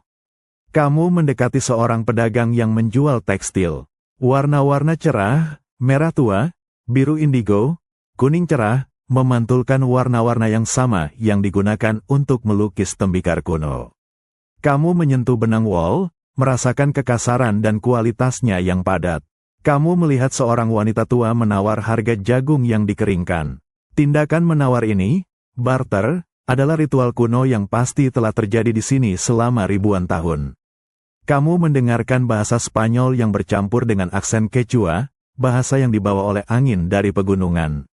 Meskipun Nazca kuno telah hilang, darah, bahasa, dan kebiasaan mereka terus mengalir melalui orang-orang yang tinggal di sini. Kamu memejamkan mata sebentar, dan kamu bisa mendengar riuh pasar yang berbeda, suara sandal kulit di tanah kering, teriakan untuk menukar jagung dengan kacang-kacangan, dan tawa anak-anak yang bermain di dekat lubang pukuios yang tersembunyi. Kamu membuka mata dan melihat seorang pengrajin sedang menyelesaikan sebuah kerajinan. Fokusnya mirip dengan fokus yang dibutuhkan oleh orang Nazca kuno untuk mengukir garis lurus. Ketelitian, kesabaran, kamu menyadari bahwa kehidupan sehari-hari di sini masih terikat pada siklus alam yang sama, matahari yang terbit, kebutuhan akan air, dan pentingnya panen. Refleksi muncul, warisan terbesar sebuah peradaban bukanlah monumen yang mereka tinggalkan, tetapi ritme kehidupan yang mereka ciptakan. Di tengah suara pasar yang riuh, kamu mendengar gema abadi dari manusia yang selalu berjuang untuk bertahan, bernegosiasi antara bumi dan surga. Kamu merasakan denyut kehidupan modern di pasar yang ramai ini, tetapi matamu masih mencari koneksi dengan ketenangan gurun Nazca. Kamu membeli sepotong kecil tembikar replika, yang memiliki gambar monyet dengan ekor spiralnya yang khas. Saat kamu memegang tembikar itu, kamu merasakan perbedaan suhu dingin di telapak tanganmu. Perbedaan ini mengingatkanmu pada panas dan dinginnya gurun, siang dan malamnya yang ekstrim. Tembikar ini adalah pengingat bahwa bahkan materi yang paling keras pun dibentuk oleh siklus alam yang kejam. Kamu berjalan melalui keramaian, memperhatikan bagaimana orang-orang di sini berinteraksi. Ada pertukaran, barter, senyum singkat, dan frustrasi yang tersembunyi.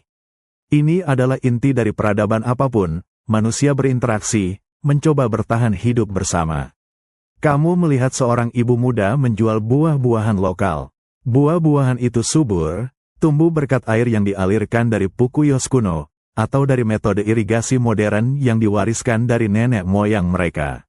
Geoglif mungkin tidak menghasilkan hujan, tetapi kejeniusan teknis mereka menciptakan kemungkinan untuk panen ini. Kamu menyadari bahwa geoglif adalah persembahan spiritual, sementara pukuios adalah persembahan fisik. Dua sisi dari mata uang yang sama, usaha manusia untuk bernegosiasi dengan kelangsungan hidup. Saat kamu meninggalkan pasar, suara klakson dan musik modern terasa mengikis keheningan yang baru saja kamu nikmati di gurun. Namun, kamu tahu bahwa keheningan itu masih ada, tepat di balik batas kota, menunggu. Kamu melihat ke langit yang cerah, tidak melihat bintang, tetapi merasakan bebannya. Langit Nazca adalah bagian dari kontrak abadi antara manusia dan alam. Refleksi muncul dengan rasa kepastian, kita semua terus melakukan pertukaran. Kita menukar kerja keras dengan kelangsungan hidup, kita menukar waktu dengan kenangan, dan kita menukar keyakinan dengan ketenangan. Nazca menunjukkan bahwa pertukaran yang paling abadi adalah pertukaran antara dunia yang terlihat dan dunia spiritual yang tak terlihat, dan kita harus selalu membawa jejak gurun dan bintang dalam kehidupan sehari-hari kita. Kamu kembali ke gurun, mencari satu geoglif terakhir sebelum kamu benar-benar pergi. Sinar matahari mulai memudar, dan udara gurun kembali ke suhu yang lebih dingin, membawa serta bau mineral yang tajam dan bersih. Kamu menemukan figur yang dikenal sebagai manusia hantu, The Man with the Old Hat, meskipun ia sering dikaitkan dengan saman atau penjaga. Ia berdiri tegak, dengan mata besar yang menatap lurus ke cakrawala. Saat kamu berdiri di hadapannya, kamu merasakan sebuah kewaspadaan. Sosok ini adalah sentinel, penjaga. Ia tidak berbaring di tanah seperti kebanyakan figur, tetapi berdiri di lereng, seolah-olah bertugas menjaga seluruh dataran. Kamu memperhatikan bagaimana garis-garis yang membentuk kepalanya begitu tegas, hampir mengancam. Sosok ini seolah-olah adalah cerminan dari otoritas, seseorang yang bertanggung jawab untuk memastikan semua ritual berjalan dengan benar, dan semua perhitungan bintang tepat. Kamu membayangkan saman itu berdiri di sana, memandang ke langit malam demi malam, memegang tongkat. Ini adalah posisi yang sangat rentan. Kesalahan apapun dalam memprediksi hujan bisa berarti bencana bagi seluruh komunitas. Kamu merasakan tekanan tanggung jawab yang besar. Garis-garis besar di gurun ini bukanlah permainan, ini adalah pertaruhan hidup dan mati yang diukir dalam skala monumental. Saat senja semakin dalam, bayangan sosok sentinel ini memanjang dan menjadi sangat tajam, menutupi area di sekitarnya. Seolah-olah dialah yang menciptakan kegelapan, memberikannya kekuatan untuk mengamati lebih baik. Sosok ini adalah penjaga misteri. Ia tahu rahasia bagaimana garis-garis itu ditarik dan mengapa. Ia adalah satu-satunya yang memegang kunci untuk membaca kanvas kosmik ini. Kamu merasakan angin dingin yang bertiup di sekitar lereng bukit, dan kamu berdiri diam, ikut berjaga. Di tengah keheningan ini, kamu menyadari betapa pentingnya peran penjaga dalam sebuah peradaban. Seseorang harus memastikan bahwa presisi dipertahankan, dan bahwa janji kepada masa depan tidak dilupakan. Refleksi muncul, ada kekuatan besar dalam kewaspadaan yang sabar. Sentinel Nazca mengajarkan bahwa kita harus terus menjaga dan melindungi pengetahuan yang kita anggap paling berharga, bahkan ketika dunia di sekitar kita berubah menjadi bayangan. Kegelapan kini telah menyelimuti gurun Nazca sepenuhnya. Kamu merasakan dinginnya pasir merayap ke atas, dan di atas, langit terbuka, menampilkan kemegahan Bima Sakti yang tak tertandingi. Kamu menyadari bahwa kamu sekarang berdiri di bawah kanvas asli yang coba disalin oleh para Nazca. Bintang-bintang bersinar begitu terang sehingga kamu hampir dapat melihat bayanganmu sendiri. Di malam hari, geoglif yang tidak terlihat menjadi lebih kuat secara imajiner. Kamu tahu bahwa kolibri ada di bawah kakimu, monyet berada di sana, dan laba-laba terentang. Semua menunggu untuk diselaraskan dengan bintang-bintang yang tepat. Kamu mendongak ke rasi bintang gelap, yang merupakan fitur unik di budaya Andes. Mereka melihat bentuk-bentuk di antara bintang-bintang, lama, kondor, dan ular, yang terbuat dari debu kosmik. Inilah yang coba mereka tiru di bumi. Kamu merasakan koneksi yang intens dengan sentinel. Saman yang kamu bayangkan berdiri di sini di malam hari, berjaga-jaga. Mereka mencari rasi bintang gelap, karena itu adalah indikator musim, dan dengan demikian, ramalan hujan. Kamu menyentuh tanah yang dingin. Malam ini adalah penutup sempurna untuk seluruh pengalaman. Nazca adalah sebuah jam astronomi yang monumental, sebuah kalender yang ditarik untuk mengukur waktu kosmis. Kamu merasakan ketenangan. Di tengah gurun yang keras, mereka menemukan cara untuk menciptakan keteraturan yang abadi. Mereka mengajarkan bahwa kekosongan itu penting. Sama seperti rasi bintang gelap yang dibentuk oleh ketiadaan cahaya, karya besar mereka dibentuk oleh tanah yang disingkirkan. Saat kamu mengambil napas dalam-dalam, udara malam terasa dingin dan murni. Perjalananmu di Nazca telah berakhir, tetapi jejak yang ditinggalkan dalam pikiranmu tetap jelas.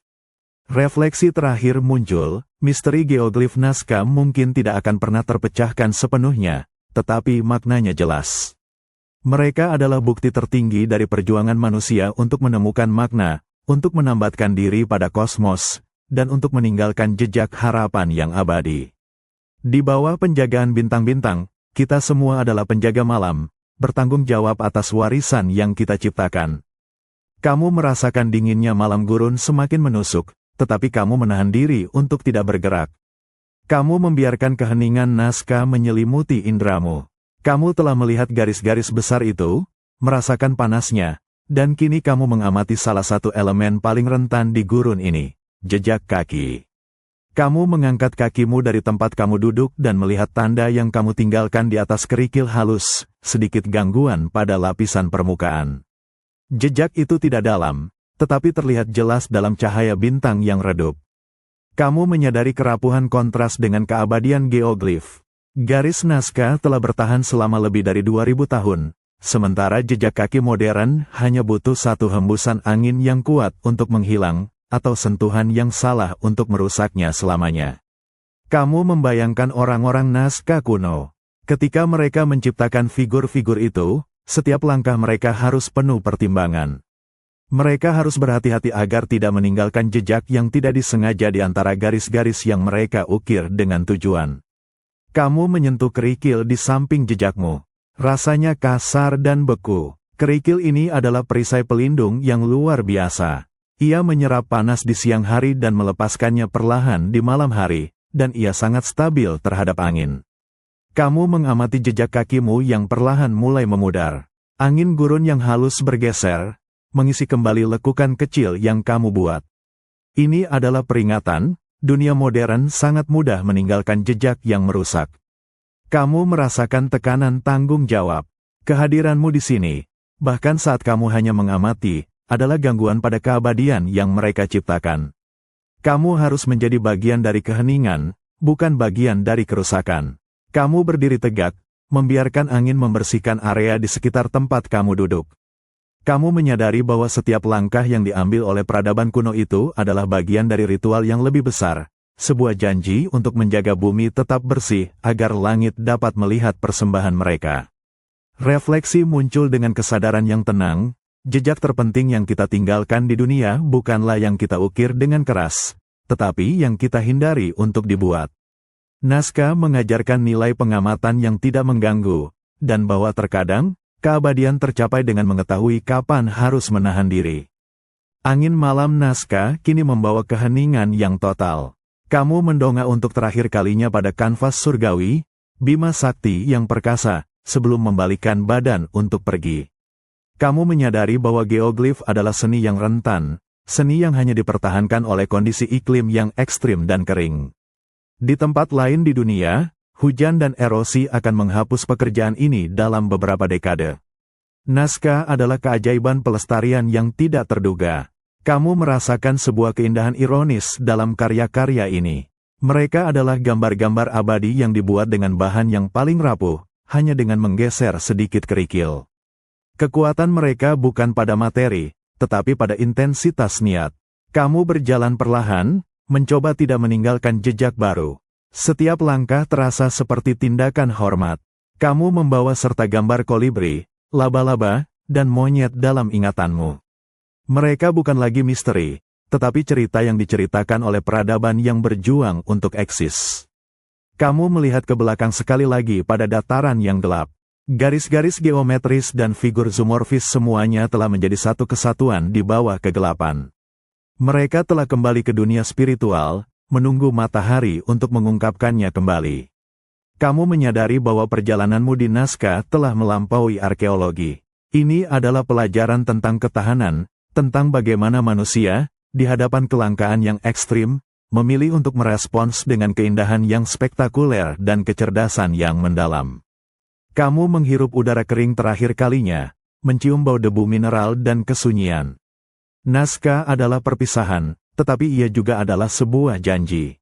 Refleksi muncul, sebagai penutup dari pengalaman mendalam ini, kita semua adalah seniman yang fana, menciptakan karya dengan harapan bahwa mereka akan membawa makna abadi. Naskah menunjukkan bahwa harapan adalah kekuatan yang jauh lebih tahan lama daripada debu dan kerikil. Kita terus mengukir janji-janji kita ke dalam bumi, berharap langit akan melihat dan meresponsnya. Saat kamu meninggalkan gurun naskah, kamu melewati kawasan yang lebih tua, di mana garis-garis geoglif pertama kali diukir. Di sini, garis-garisnya tidak sejelas atau sebesar figur kolibri, tetapi mereka memiliki resonansi yang lebih kuno. Kamu merasakan bau tanah yang lebih lembab di area ini, mungkin sisa-sisa dari hujan langka di masa lalu yang sempat mengalir melalui lembah ini. Kamu melihat tumpukan batu yang sudah tua, yang mungkin merupakan penanda asli, sebelum geoglif berkembang menjadi seni raksasa. Kamu menyentuh batu yang telah menghitam oleh waktu, permukaannya terasa licin. Kamu membayangkan tangan-tangan yang meletakkannya ribuan tahun lalu. Mereka adalah generasi pertama, yang hanya membuat garis lurus sederhana untuk menunjuk ke terbitnya bintang tertentu atau gunung keramat. Kamu berdiri di dekat serangkaian gundukan kecil. Ini adalah bisikan para leluhur Nazca, generasi yang memulai tradisi besar ini dengan langkah-langkah yang hati-hati dan penuh harap. Kamu menyadari bahwa geoglif dimulai bukan sebagai karya seni untuk dilihat dari langit, melainkan sebagai penanda ritual sederhana yang dilakukan di permukaan tanah. Mereka adalah cek gurun, garis suci yang menghubungkan pemukiman, sumber air, dan titik-titik astronomis. Kamu merasakan koneksi langsung ke masa lalu. Kehidupan mereka jauh lebih keras, fokus mereka lebih tajam, dan doa mereka lebih putus asa. Kamu membayangkan perbincangan di malam hari di sini. Orang-orang tua Nazca mengajarkan generasi muda bagaimana menggunakan bayangan di solstis untuk mengukur waktu. Mereka tidak mencatat pengetahuan mereka dalam buku, mereka mencatatnya di tanah. Kamu mendengarkan keheningan ini dengan lebih cermat. Kamu merasa seolah-olah kamu bisa mendengar bisikan leluhur yang berbicara tentang kesulitan, tentang tanaman yang gagal, dan tentang harapan yang diperbaharui setiap tahun. Bisikan ini bukan tentang dewa atau alien, melainkan tentang ketekunan manusia yang murni dan tanpa kompromi. Refleksi muncul dengan rasa hormat, setiap karya besar dimulai dari bisikan, dari ide sederhana yang diletakkan dengan hati-hati. Nazca mengajarkan bahwa kita harus menghormati asal mula, garis-garis yang paling sederhana seringkali adalah yang paling penting, karena mereka membawa benih dari semua keajaiban yang datang setelahnya. Kamu merasakan bayangan panjang pegunungan kini menelan seluruh dataran gurun, menciptakan koridor gelap yang hening. Ini adalah saat terakhir kamu berada di sini, di tengah kanvas kuno ini. Kamu berdiri di antara dua garis lurus yang sangat panjang, yang membentang ke arah pegunungan. Garis-garis ini terasa seperti jalur landai kuno, sebuah jalan suci. Mereka adalah lorong-lorong yang dibuat untuk perjalanan spiritual.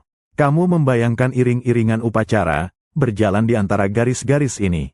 Mereka mungkin membawa persembahan tembikar atau makanan, bergerak dalam prosesi yang sunyi, menuju titik fokus di kejauhan. Garis-garis ini menciptakan sebuah passage, sebuah lorong, yang memisahkan mereka dari kehidupan sehari-hari dan menghubungkan mereka ke alam suci. Ketika kamu berjalan di sini, kamu terikat pada sebuah janji, sebuah ritual. Kamu merasakan batasan yang jelas antara area geoglif dan sisa gurun. Garis-garis ini adalah batas-batas suci. Kamu tidak bisa sembarangan melangkah di sini, setiap gerakan diatur oleh tujuan. Kamu melihat bagaimana di ujung garis-garis ini, ada gundukan yang lebih besar, mungkin sisa-sisa sebuah struktur atau altar kuno.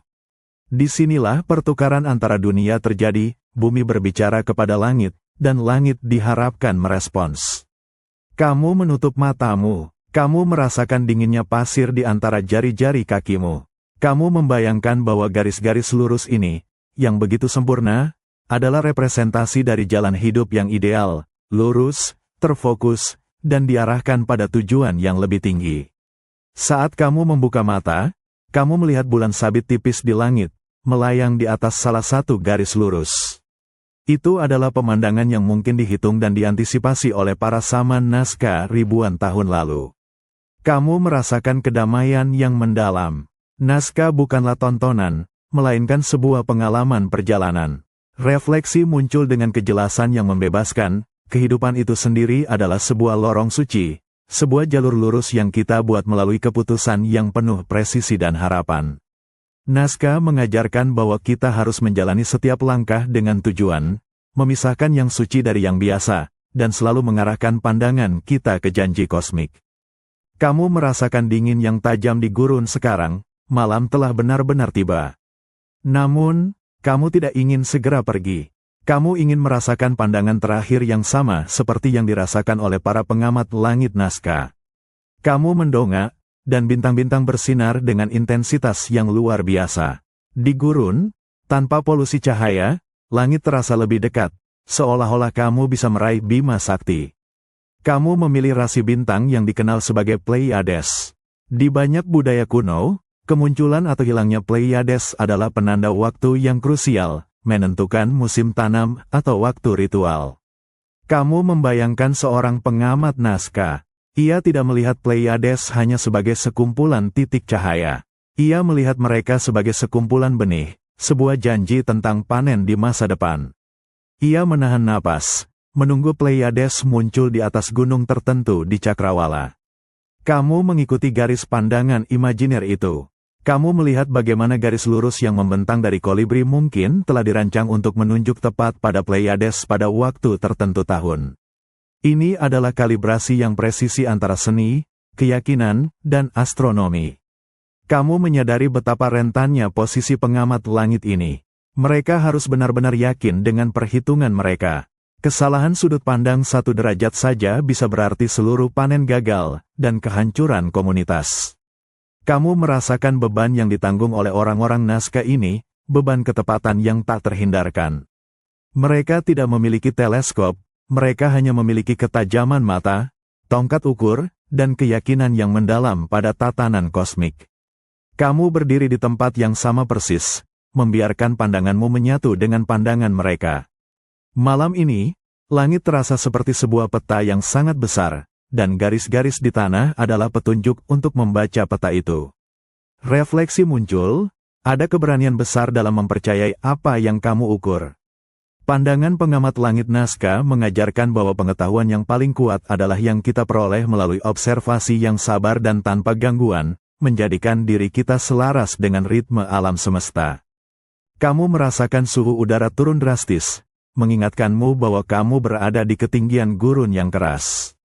Di atas, Bima Sakti terlihat seperti sungai susu yang beku, melintasi naskah dari ujung ke ujung. Kamu berjalan perlahan kembali, merasakan tekstur kerikil di bawah kakimu untuk terakhir kalinya. Kamu menyadari bahwa setiap geoglif bukan hanya gambar, tetapi sebuah titik data. Kolibri mencatat pergerakan solstis, laba-laba mencatat rasi bintang tertentu, dan garis-garis lurus adalah vektor yang mengarahkan pandangan ke peristiwa kosmis yang penting. Ini adalah pemetaan kosmos yang dilakukan di bumi. Mereka tidak memiliki peta kertas, jadi mereka menggunakan tanah yang luas sebagai papan tulis mereka. Mereka adalah kartografer surgawi. Kamu membayangkan seluruh dataran sebagai jam raksasa. Angka-angka di jam itu adalah rasi bintang, dan jarumnya adalah garis-garis lurus. Tujuannya adalah untuk selalu tahu di mana mereka berada dalam siklus waktu yang besar. Sebuah pertanyaan vital bagi masyarakat agraris. Kamu menyadari bahwa geoglif adalah bukti mendalam bahwa manusia secara naluriah mencari pola, mencari tatanan. Mereka tidak akan bertahan di lingkungan yang tidak ramah ini tanpa kemampuan luar biasa untuk mengamati dan mencatat alam semesta. Kamu melihat ke arah lereng bukit di mana sosok manusia hantu, sentinel, berdiri. Meskipun sekarang tak terlihat, kamu tahu ia ada di sana, terus berjaga. Ia adalah bayangan dari presisi naskah. Saat kamu mengambil langkah terakhir dari area geoglif, kamu merasakan koneksi yang aneh. Mereka menanam harapan mereka ke dalam tanah, dan kamu sekarang, ribuan tahun kemudian, memanen pengetahuan itu. Kamu berhenti sejenak, membiarkan keheningan mengisimu. Naskah bukan tentang bagaimana mereka terbang ke langit, tetapi bagaimana mereka membawa langit ke bumi. Refleksi muncul. Peta yang paling berharga dalam hidup bukanlah yang menunjukkan di mana kamu berada secara fisik, tetapi yang menunjukkan bagaimana kamu selaras dengan tujuanmu. Naskah mengajarkan bahwa kita harus terus memetakan kosmos pribadi kita sendiri dengan ketelitian, memastikan bahwa tindakan dan harapan kita selaras dengan bintang-bintang. Kamu merasakan kehangatan pagi yang lembut kembali, menjanjikan hari yang cerah. Kamu sekarang berada di atas menara observasi yang kecil, tempat kamu mendapatkan perspektif yang tinggi terhadap dataran gurun. Udara di sini terasa lebih tipis, dan bau debu bercampur dengan aroma kopi samar yang dibawa oleh angin. Kamu melihat ke bawah. Dari ketinggian ini, geoglif yang telah kamu injak terlihat dalam skala yang benar. Mereka adalah gambaran kolosal yang hanya dapat diapresiasi secara penuh dari udara. Kamu berdiri di samping seorang anak kecil yang juga mengamati garis-garis itu. Wajahnya dipenuhi rasa ingin tahu murni, sebuah kekaguman yang belum terbebani oleh teori atau skeptisisme. Kamu melihat ke arah figur pohon dan tangan, dua geoglif yang lebih kecil namun penuh makna. Pohon itu adalah simbol kehidupan, sumber daya, dan air, yang begitu berharga di gurun ini. Tangan, dengan 5 jarinya, adalah representasi dari kerja keras, penangkapan, dan interaksi. Kamu membayangkan anak-anak Nazca kuno, diajak oleh orang tua mereka ke pinggir garis. Mereka tidak dapat melihat gambar lengkapnya, tetapi mereka pasti merasakan energi dan kehikmatan dari prosesi yang berjalan di sepanjang garis. Kamu menyadari bahwa geoglif adalah alat pengajaran. Mereka mengajarkan generasi muda tentang ketergantungan mereka pada alam, pada presisi astronomis, dan pada kerja kolektif. Itu adalah buku teks raksasa tentang bertahan hidup dan spiritualitas. Kamu melihat anak modern di sebelahmu. Ia menunjuk ke arah kolibri. Dalam mata anak itu, tidak ada misteri yang menakutkan, hanya keajaiban. Kamu merasakan dorongan untuk melihat garis-garis itu lagi melalui mata seorang anak sederhana, indah, dan magis. Bahwa mungkin geoglif hanyalah hadiah yang sangat besar, sebuah karya seni yang dimaksudkan untuk membangkitkan rasa ingin tahu dan rasa hormat terhadap kosmos. Refleksi muncul dengan kelembutan, keajaiban terbesar di dunia seringkali terungkap ketika kita melihatnya melalui lensa kesederhanaan. Nazca mengajarkan bahwa kita harus selalu mempertahankan rasa ingin tahu seorang anak, karena dalam kekaguman itu, kita menemukan kebenaran yang paling murni tentang alam semesta dan tempat kita di dalamnya. Kamu merasakan matahari kini mulai menghangatkan lehermu, dan kamu bersiap untuk benar-benar mengucapkan selamat tinggal pada gurun Nazca. Di bawah sinar matahari pagi, garis-garis itu terlihat paling jelas, kontrasnya begitu tajam. Kamu melihat kembali figur tangan. Tangan adalah simbol universal kerja, penciptaan, dan transmisi pengetahuan. Nazca tidak hanya mengukir langit, mereka mengukir tenaga kerja dan ketekunan mereka sendiri ke dalam lanskap. Kamu membayangkan tangan-tangan yang membuat geoglif, tangan-tangan kasar yang biasa bekerja keras di tanah liat, menanam jagung di lembah sungai yang sempit, dan membangun terowongan Pukuios Asteris. Tangan-tangan ini adalah alat utama mereka, lebih penting daripada pena atau kompas modern. Kamu menyadari bahwa setiap garis lurus, setiap kurva sempurna, adalah hasil dari koordinasi dan kerjasama. Ini adalah proyek komunitas yang besar, di mana setiap orang memiliki peran, mulai dari saman yang mengarahkan pandangan ke bintang, hingga anak kecil yang membersihkan kerikil. Kamu melihat kembali anak kecil yang berdiri di sebelahmu di menara pandang. Dalam ketenangan, kamu melihat jembatan antara generasi. Nazca kuno meninggalkan geoglif sebagai pesan visual tentang kelangsungan hidup. Pesan itu kini diteruskan. Anak modern ini mungkin tidak tahu ritualnya, tetapi ia merasakan keajaiban. Keajaiban ini adalah kunci untuk melestarikan situs ini, untuk memastikan bahwa kerja keras leluhur tidak sia-sia. Kamu memegang erat kemejamu. Kamu membawa pulang bukan hanya gambar, tetapi pelajaran tentang bagaimana peradaban yang paling rentan pun dapat mencapai keabadian melalui kerjasama yang presisi dan keyakinan yang tulus. Refleksi terakhir muncul, sebagai penutup perjalanan epik ini, warisan sejati kita tidak diukur dari apa yang kita peroleh, tetapi dari apa yang kita berikan kepada generasi mendatang. Nazca mengajarkan bahwa dengan tangan yang bekerja dan hati yang percaya, kita dapat mengukir jejak abadi di atas kanvas waktu. Kamu merasakan goyangan lembut saat kendaraan mulai bergerak, menarikmu menjauh dari dataran geoglif. Kamu melihat ke belakang, dan gurun perlahan menyerap kembali garis-garis itu, mengubahnya menjadi blur yang samar di kejauhan. Kamu mencium aroma bensin yang kuat dan debu yang diaduk oleh roda, kontras yang keras dengan keheningan dan kebersihan udara malam yang baru saja kamu tinggalkan. Kamu telah menyeberang kembali ke dunia modern. Saat kamu melihat garis lurus di cakrawala menghilang, kamu merasakan kehilangan yang halus. Seolah-olah kanvas surgawi Nazca kembali melipat dirinya, menyimpan rahasianya sekali lagi. Kamu menyentuh kacamu yang hangat, dan kamu melihat refleksi dirimu. Matamu terasa lelah tetapi juga tajam. Kamu telah melihat sesuatu yang besar, sesuatu yang mengubah perspektifmu tentang waktu dan usaha manusia. Kamu menyadari bahwa sebagian dari dirimu tetap tertanam di gurun itu, di antara kerikil yang dicungkil, di sepanjang garis kolibri, atau di kedalaman sumur Pukuios Asteris. Keabadian geoglif kini menjadi bagian dari ingatanmu. Di balik kaca, kamu melihat pegunungan Andes yang menjulang, dihiasi oleh kabut pagi yang biru.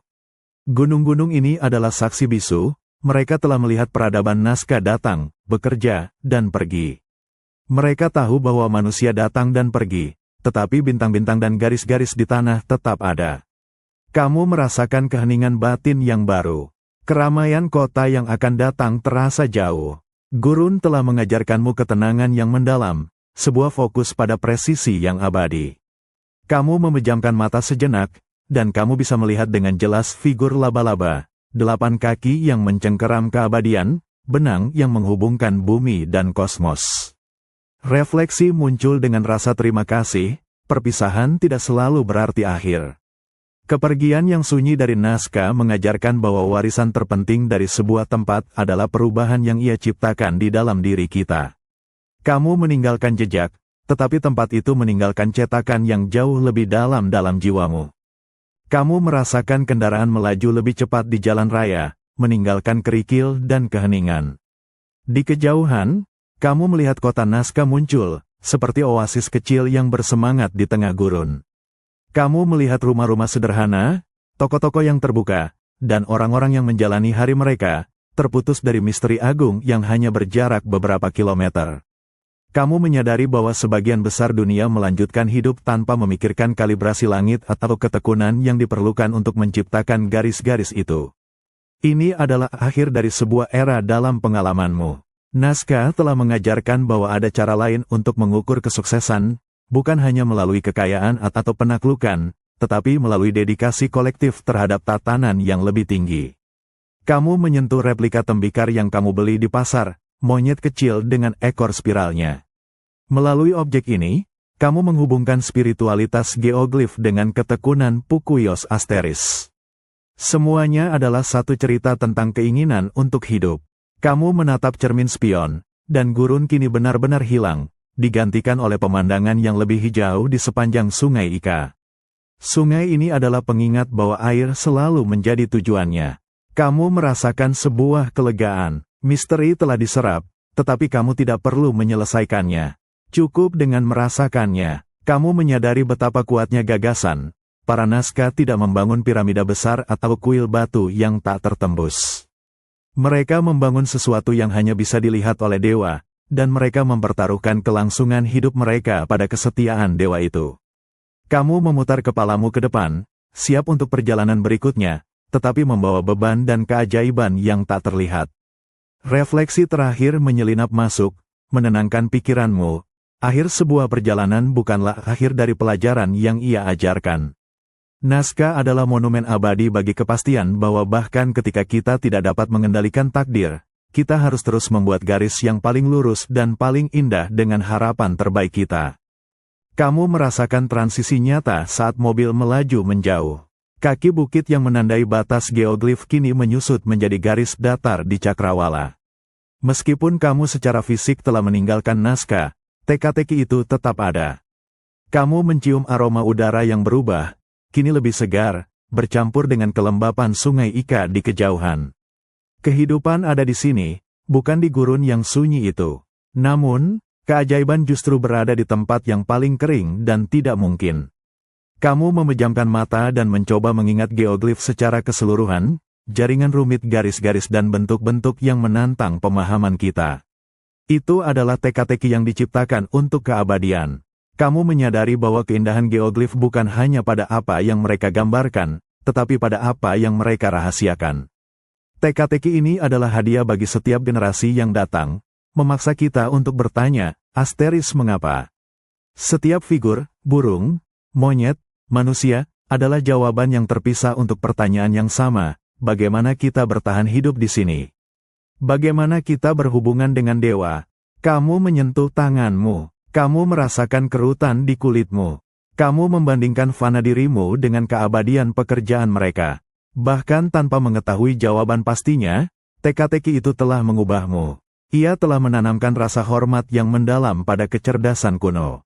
Kamu membayangkan para sarjana di masa depan, yang juga akan mengunjungi tempat ini, mencoba menguraikan kode yang tertulis di tanah.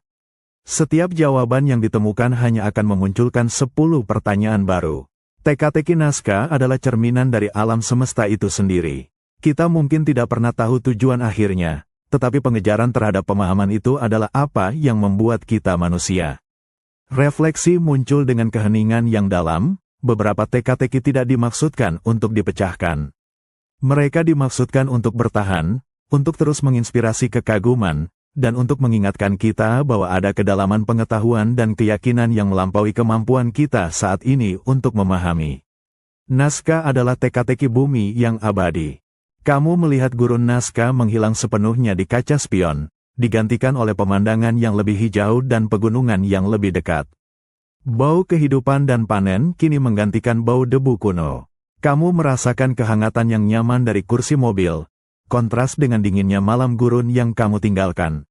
Namun, kenyamanan itu tidak menghilangkan pelajaran yang kamu peroleh. Warisan naskah bukanlah tentang bagaimana mereka membuat garis-garis itu bertahan. Warisan mereka adalah pengingat abadi bahwa manusia akan melakukan upaya luar biasa untuk memenuhi kebutuhan spiritual dan fisik mereka. Dari Pukuyos di bawah tanah hingga kolibri yang menunjuk ke langit, semuanya adalah tindakan harapan yang ekstrim. Kamu menyentuh ponselmu, alat modern yang mencatat waktu dengan akurasi yang tak terpikirkan oleh para naskah. Namun, mereka, tanpa teknologi apapun, mampu mencatat waktu kosmis dengan presisi yang mengejutkan, menggunakan bintang sebagai jam mereka. Kamu menyadari bahwa geoglif adalah surat cinta yang ditulis peradaban kepada dewa-dewa mereka, dan kepada masa depan. Pesan mereka adalah, Asteris kami pernah ada. Kami berjuang, kami menatap bintang. Kamu merasakan dorongan untuk membawa presisi dan ketenangan itu ke dalam kehidupanmu sendiri, untuk membuat garis-garis yang jelas dan terarah, yang selaras dengan tujuan pribadimu. Meskipun kamu telah pergi, gurun naskah tetap di sana, menjaga rahasianya, menunggu matahari dan bintang-bintang untuk melanjutkan permainan mereka yang abadi. Gurun itu adalah simbol ketahanan, yang menolak untuk diubah oleh waktu atau angin.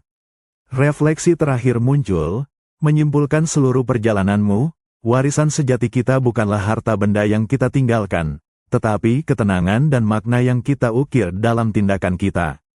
Naskah adalah pelajaran bahwa bahkan ketika segala sesuatu di sekitar kita fana, upaya kita untuk mencari tatanan dan harapan dapat bertahan abadi di atas pasir waktu.